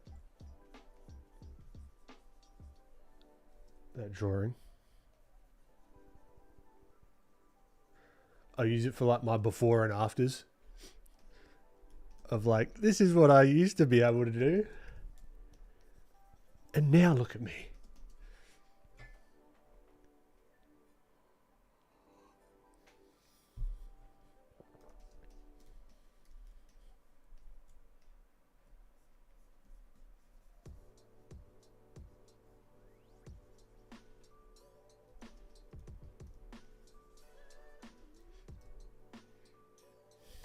Ben wrote his own art, age 5 edition. I should do that and then not say that it's mine, and then have all these like hate comments come through. It's like, oh, you're so mean, blah blah blah blah, and you just have to do a follow-up reel. But bam.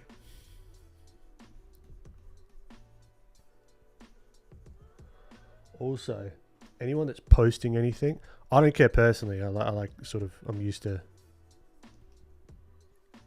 all the social media shit. If you're posting your art and someone like quote unquote corrects you, fuck them. Right? I cannot imagine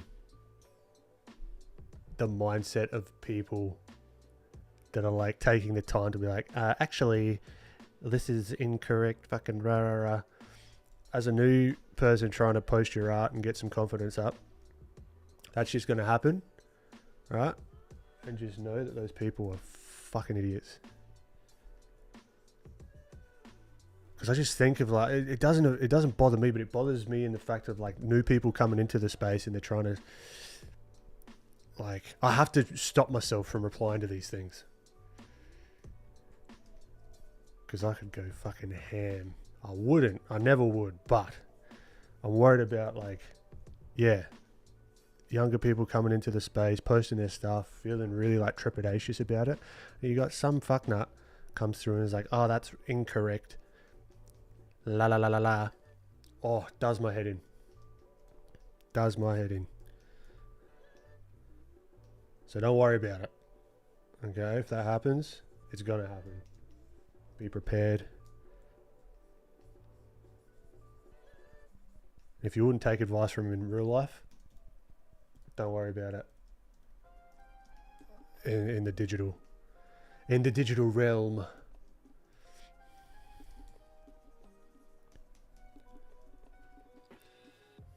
Ben, if I wanted to promote you in my newsletter, what would be the best way to do so? Bro, you don't have to do that, but thank you. Do you have a preferred traffic site here, newsletter? beneblin.com.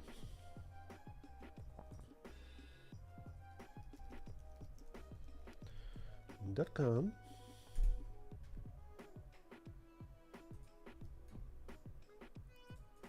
There you go.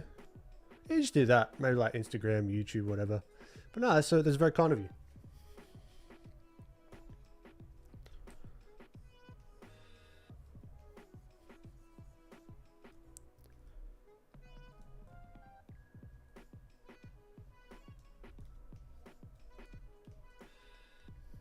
Legend.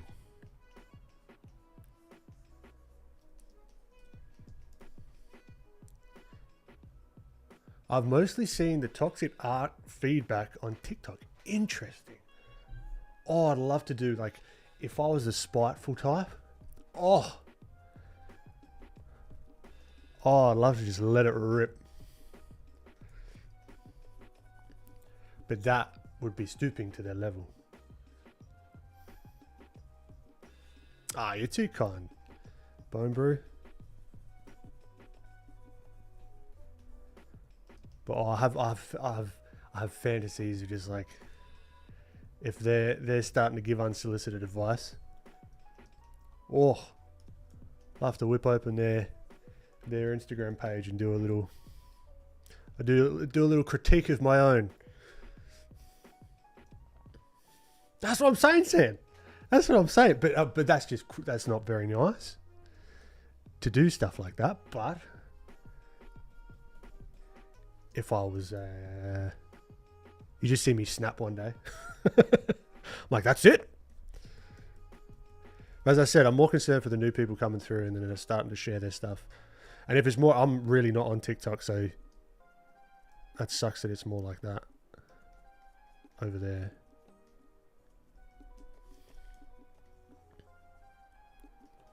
But also, I think it's also, you get some people that are just looking for that, what do you call it? Like the reply.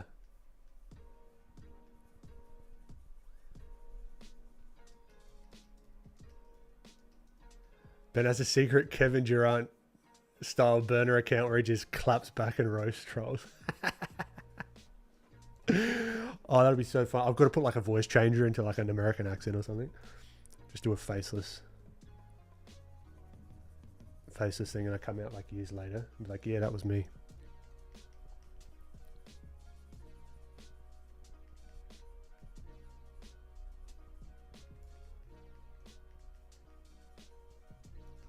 Because I also think people take this shit way too seriously.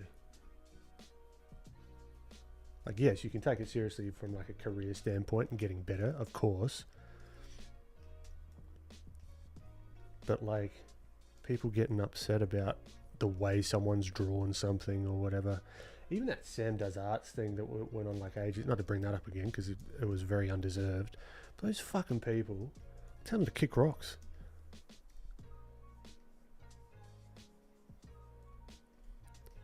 Oh, it gets me going, I tell you.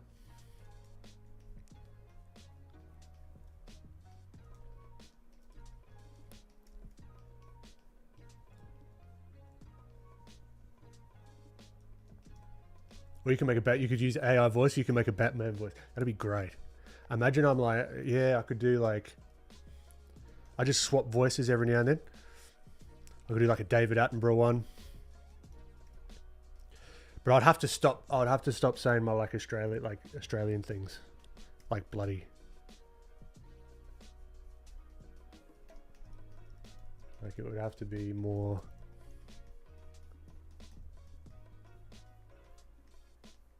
Yeah, you do like a Morgan Freeman one. Ugh.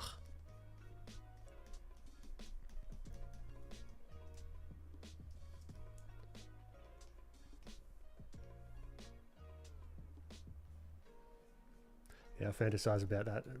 Bloody is also British. Very true, Mark. I mean, so is Australia. So, very true.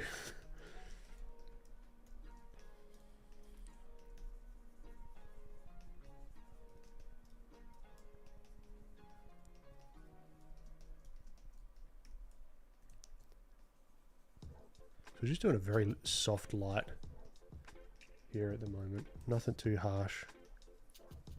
Really working our way up, values-wise. If we knock it back black and white, you can see it's like a super soft sort of across the face. Excuse me.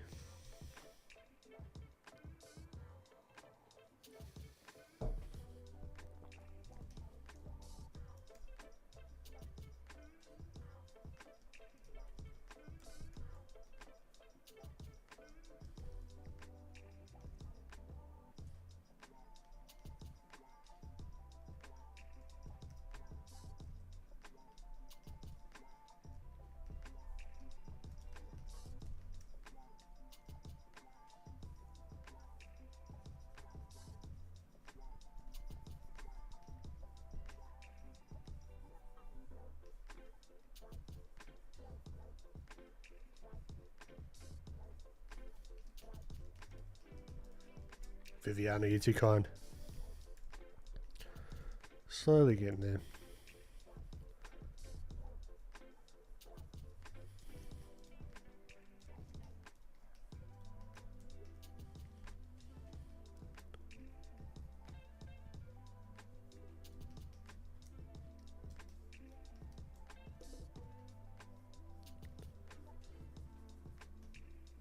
So really need to tuck in the values here in the neck because it's quite soft, but this is where the occlusion shadows would come in.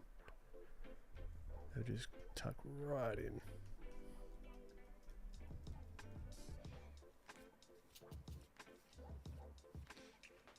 Controversial opinion, but get ready for it. Some of the contemporary art stuff I really don't get. Like, I can't stand the Archibald Prize because so often the winner is like really crap, but they waffle about meaning. Oh man, I'm with you. And symbolism rather than a good painting, and so many beautiful portraits are overlooked by the snooty crowd. Yeah, I get that. But that's the thing, because it's so subjective. Even like, art in general, it's like, you like what you like. And the panel of whoever is on the day, if they decided that that's what they like, it just kind of is what it is, right?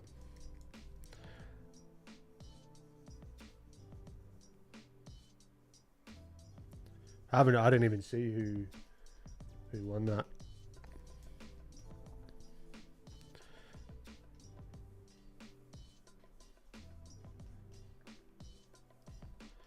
The Archibald. But art panels like questionable stuff. I guess. I've never looked too far into it, but then you've got that question of, okay, if it's then like technical skill that's being judged, would everyone just do like hyper realistic shit? And then does it go like down that route? And then it's like, okay, well, okay, maybe it's more impressionistic. And then where's that like maybe there should be different categories potentially. I don't know. Maybe that would make sense. No idea.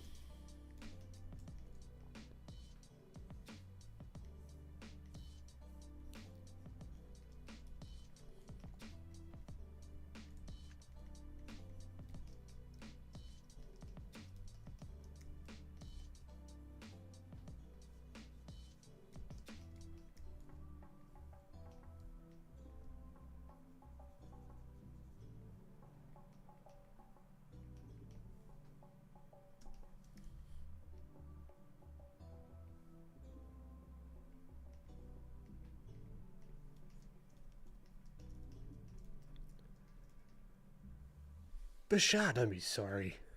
Great to have you pop in anyway.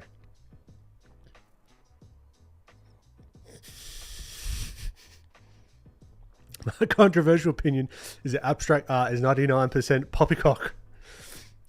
I will grant that the remaining 1% is very good. Have you used that in a sentence in real life?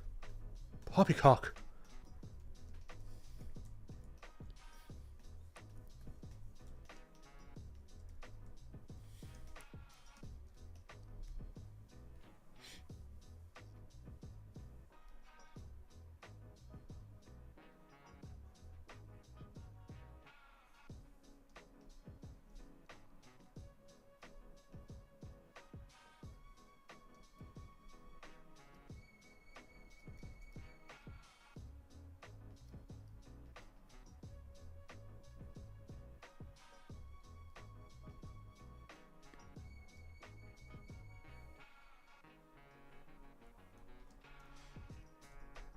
Never used it in real life. I just might start. I like it. Bring back poppycock, Mark. Do it for us. I agree with Sam. I went to an art museum here in Miami, the Perez Art Museum, Miami, and there was a painting with literal pee and pubic hair. Yeah, that shit can fuck off. That just annoys the shit out of me, that.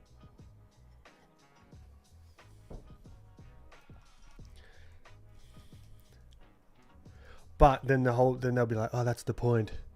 It got a reaction from the audience. It's like, yeah, you also get a reaction from gonorrhea, but I mean, like, is that all reactions are not created equal?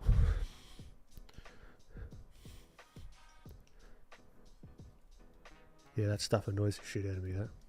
I apologize. I just don't apologize. I agree with you.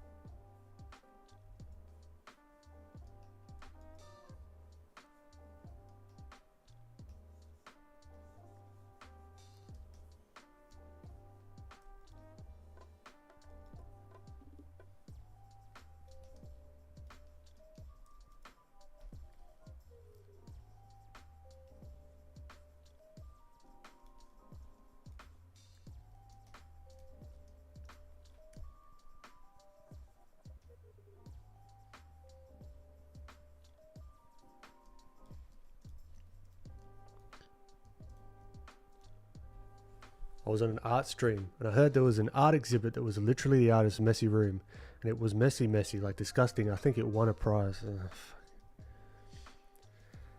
Yeah, good on him. If they can scam people like that, the people that are getting scammed deserve to be scammed.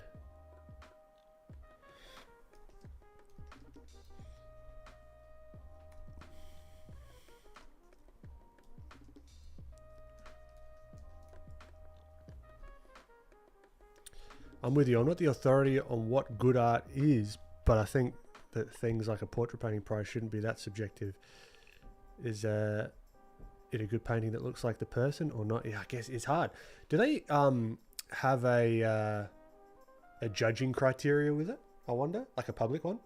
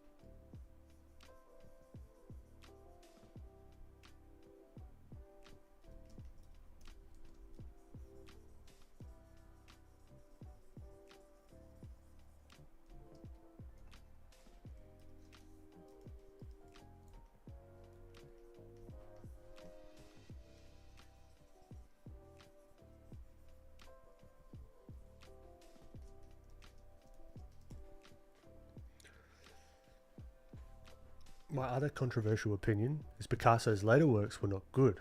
Granted, I'm not a world-renowned artist. I like them only because I knew what he could do beforehand. And he's just like choosing to do whatever he wants. So I'm like, fuck, good on you.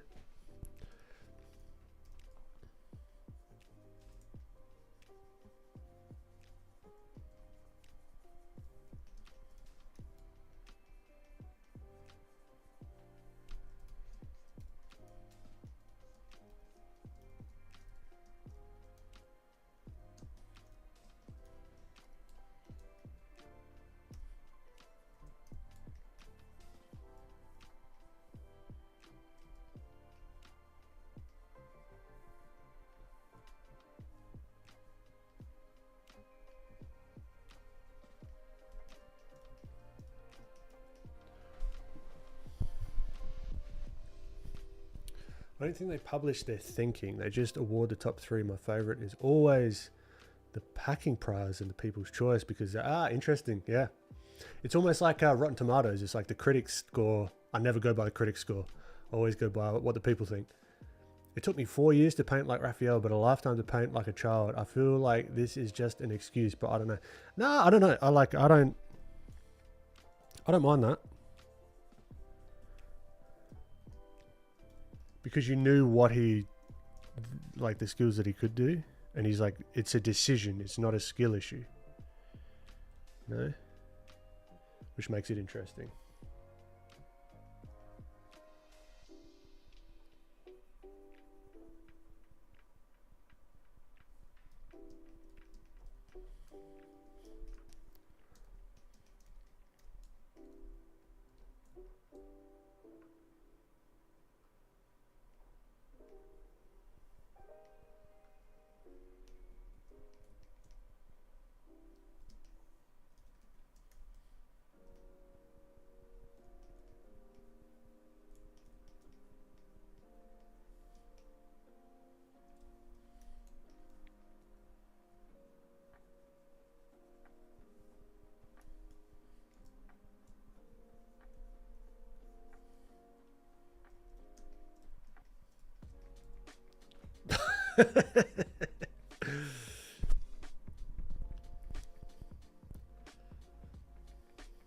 I wonder if people do Picasso master studies.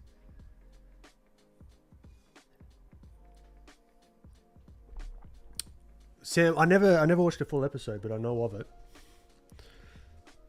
He's bloody good, that guy.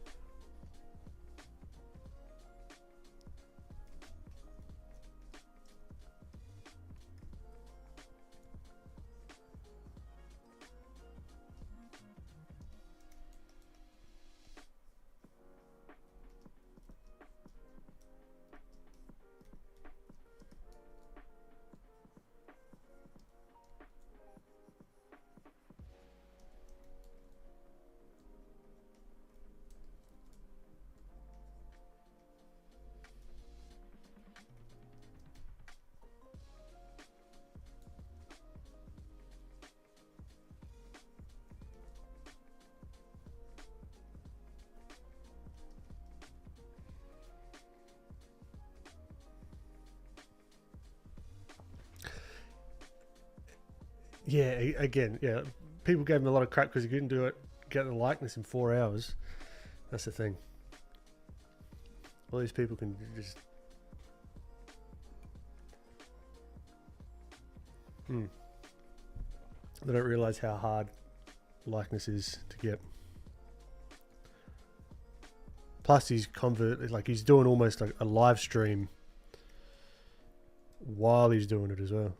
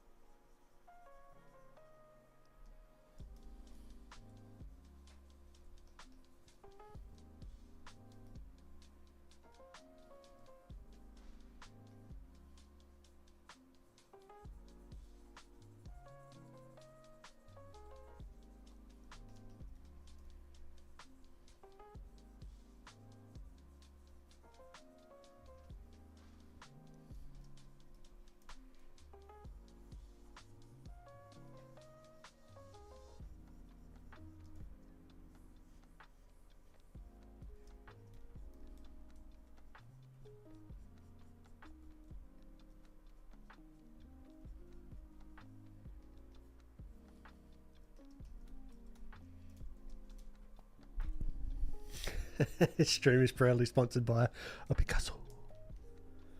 Pablo.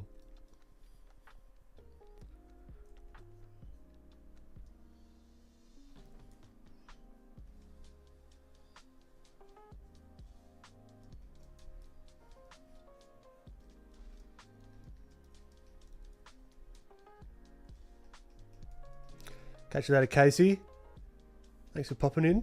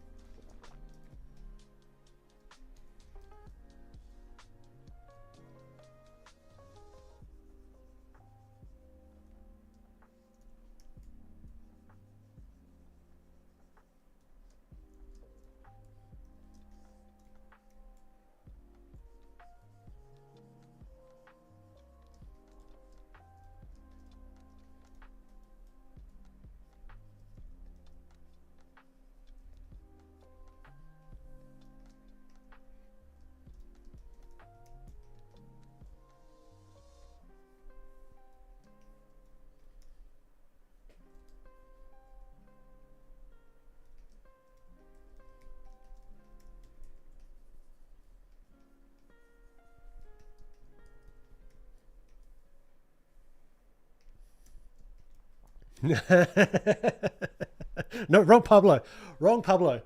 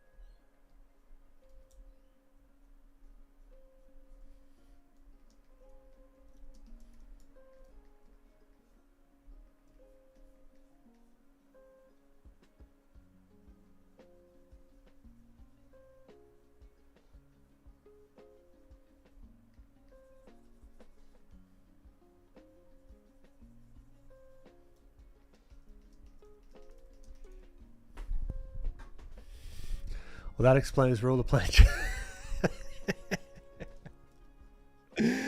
Oh, Christ.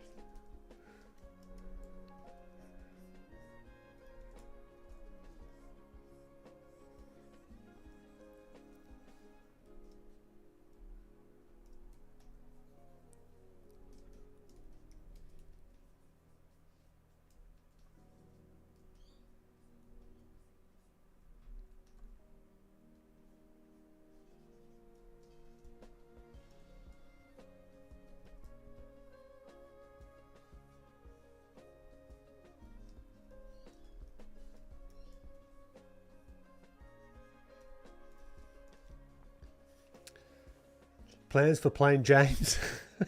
there's a name for it. Plans up in here, nothing written down yet. I might even do, I was thinking about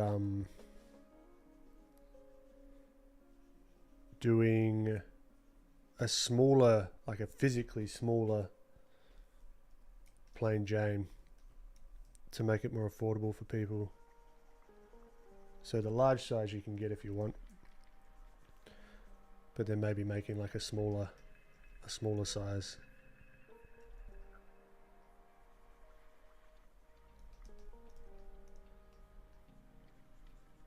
Could be cool.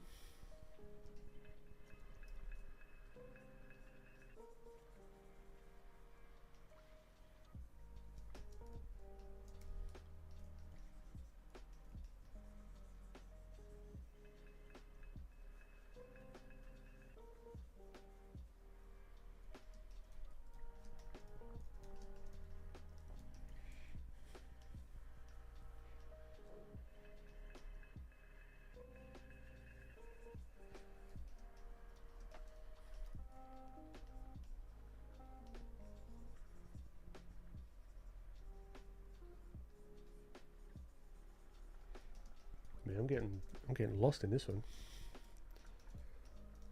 Time's just flying.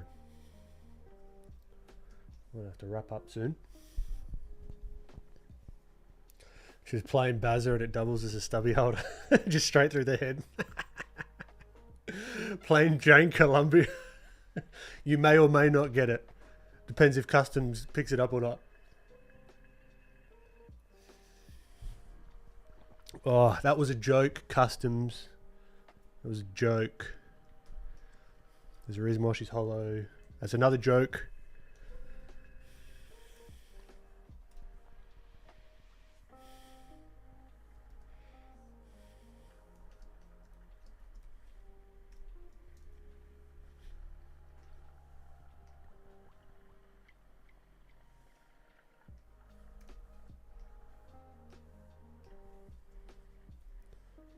Speaking of Customs, if you're watching, we know you are. Can you just let us know what's going on with all the tariffs and stuff, please? That would be greatly appreciated.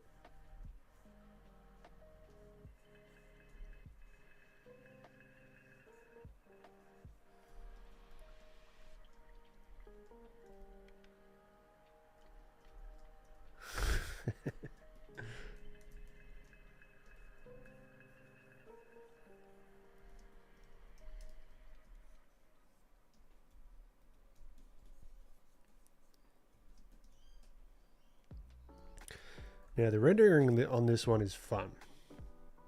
I don't really like the look of her. It looks a little bit too like, I don't know, generic pin-uppy girl kind of deal. I'd want to push it a little bit more, I think, if I was to redo this. There's nothing wrong with it. It's just it's just the vibe that I'm getting from it.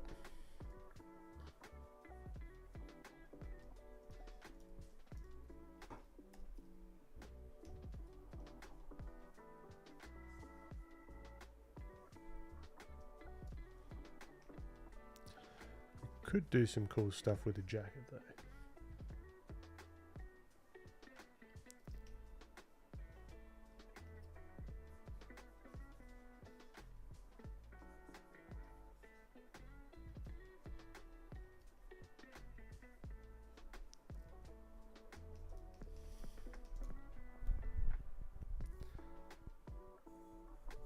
We live in terrific times, yeah.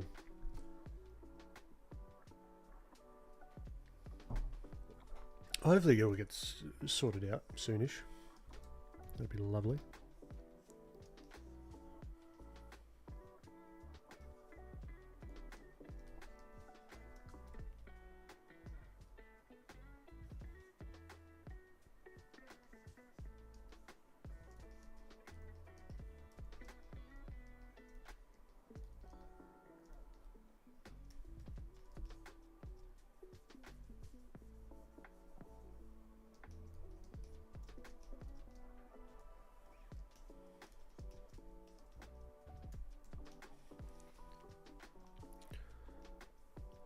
might as well, while I'm here, plug times. If you're new to the stream, welcome. If you like what you're seeing and you want to see more, check the links in the description. If you like this filthy plugin that I'm using right now, check the little links in the description as always. Working on a light and value workshop. I'll be plugging away at that today. It's going to be live. I'm thinking max 15 people. Maybe 2 lots of 15 for different time zones. You don't know. I don't know yet. So keep an eye out for that. Then, what else have we got? Drea, the course platform. Drea.com, working on that one. There'll be a lot more info when that drops. Just keep an eye out for it, you know, keep it in the back of your mind.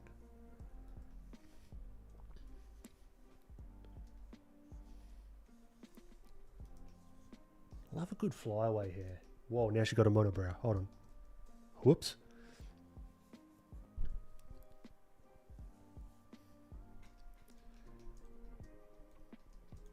Mariano Duarte. Oh. Hi, I love your stylization, but can never catch one of your streams. Ah, it's a bugger. Appreciate you popping in, though.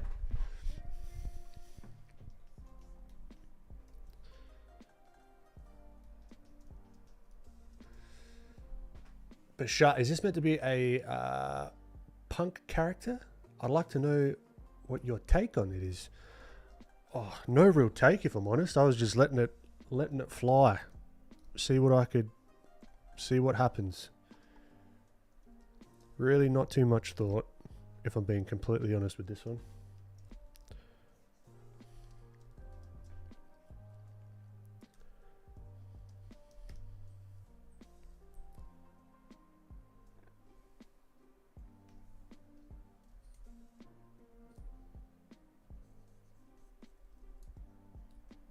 I did try and make this brush here the other day, because not all soft airbrushes are created equal.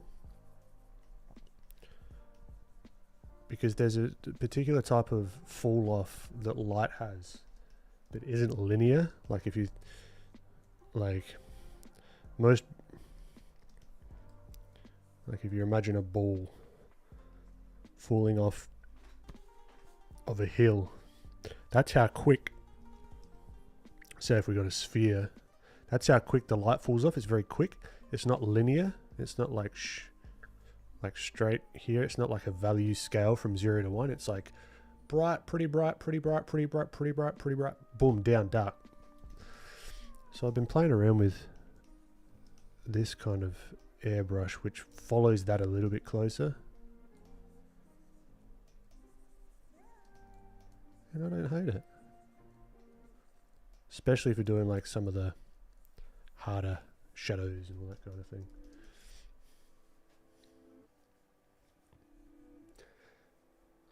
I appreciate it, Prashan. She looks grunge. Yeah, a little bit. Love to see you draw a Hellboy creature type of character in your style. Yeah, lazy sketch guy. That'd be cool. I could maybe even turn the turtle dude into more of like a Hellboy kind of style, which would be cool.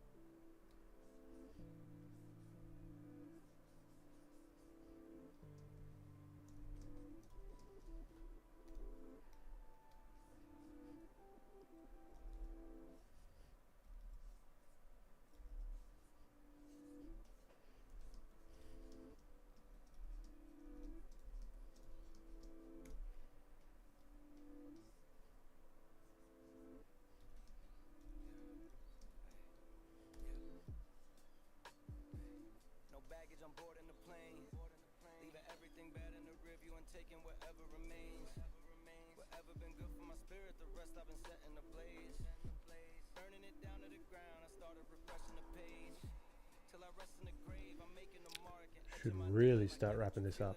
But I get where you're coming from. That thing on where drawings take the artist or someone's mind, art viewers, not knowing what the drawing looked like, then on a low-key note they find out, like, yeah, exactly, like didn't really have any. I mean, we did use the photo reference, which gave me a base, I guess, but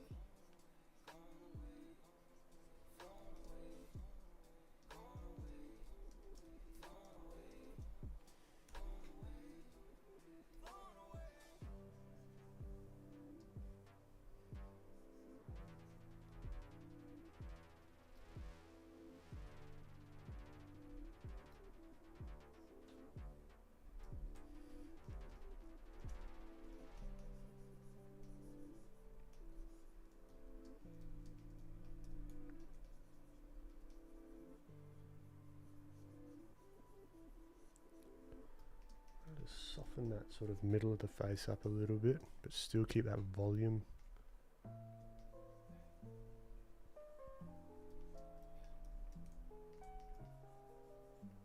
Then maybe have this like hard transition here.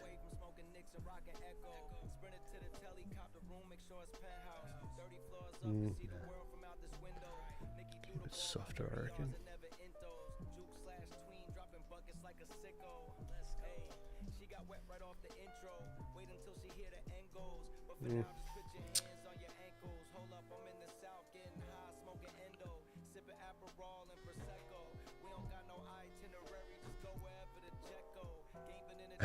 Animal. Maybe, I don't want to make any promises. Hey, I had a really hard time understanding the core shadow doesn't exist video. Do you mind explaining it, please? All right, let's wrap it up with that. So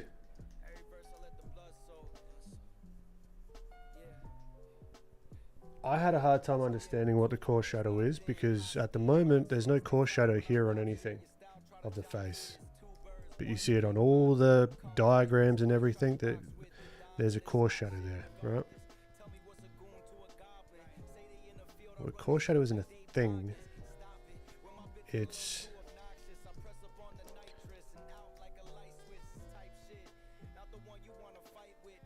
let's see. It's a result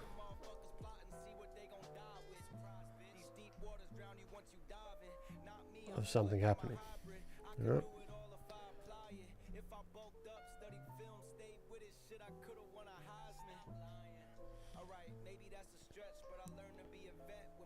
So let's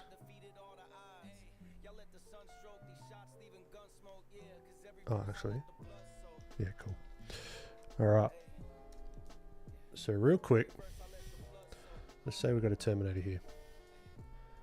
All right, there's your terminator line where all the light doesn't hit anymore. Get that in there.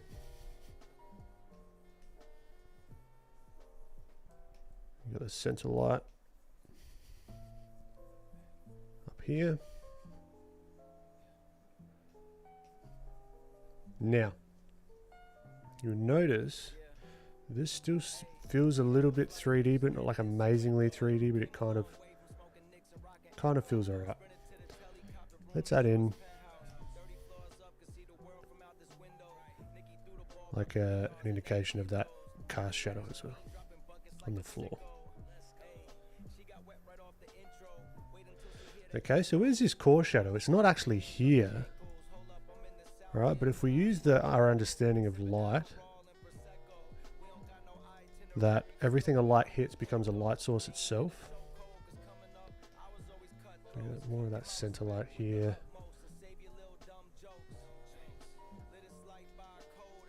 All right, the light's hitting all around here.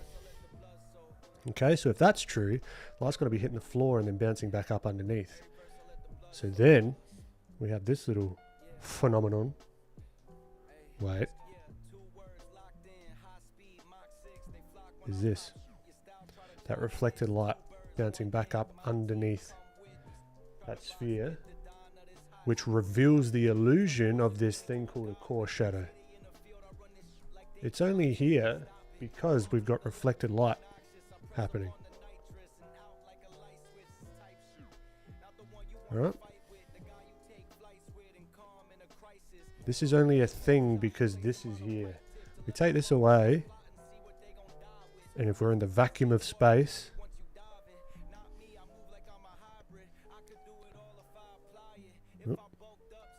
okay, what we would see is this.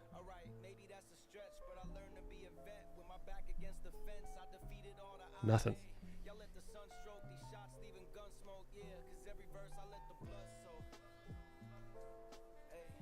Just like the moon. Nothing's around the moon. You see the crescent moons and all that sort of stuff and all the different variations of that. It's only there because of the reflected light. A better example, shout out to Drea, the platform I'm making. But I think I've got an example here. Right? It's not there. It's there. It's not there. It's there. Same deal, right? Without it. With it. So it's not always there. It's not a thing. It's a result of reflected light, if that makes sense. That's no moon.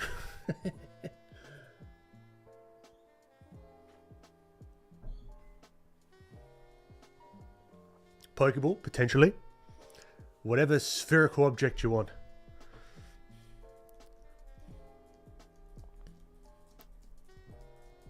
Yeah, hopefully that makes sense. I'm going to call it a day. With that, hope you have a great rest of your week. These streams happen every week. Oh, I see all the mistakes with her. I think we should actually...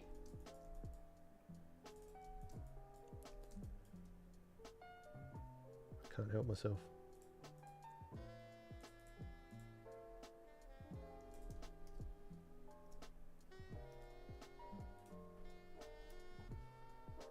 Let's mess around with the levels a little bit.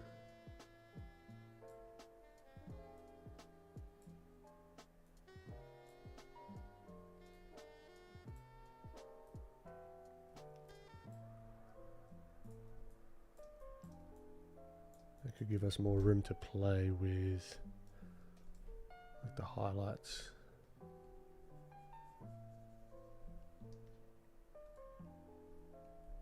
Cannot help myself. But yeah, these streams happen every week. Monday, 10:45 AM, Australian Central Daylight Time.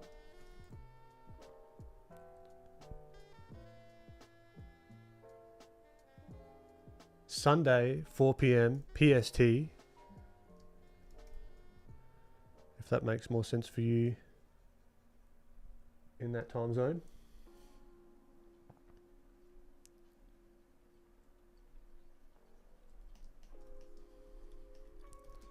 Right, for those of you that are in chat, bloody legends, chatting away with me, chatting up a storm.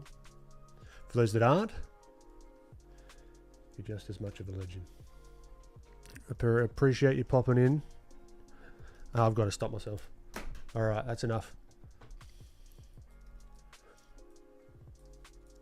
Mark, in your time zone, it's 3 AM. My apologies. All right. Catch you later, guys. You have a good one. I'll catch you in the next one.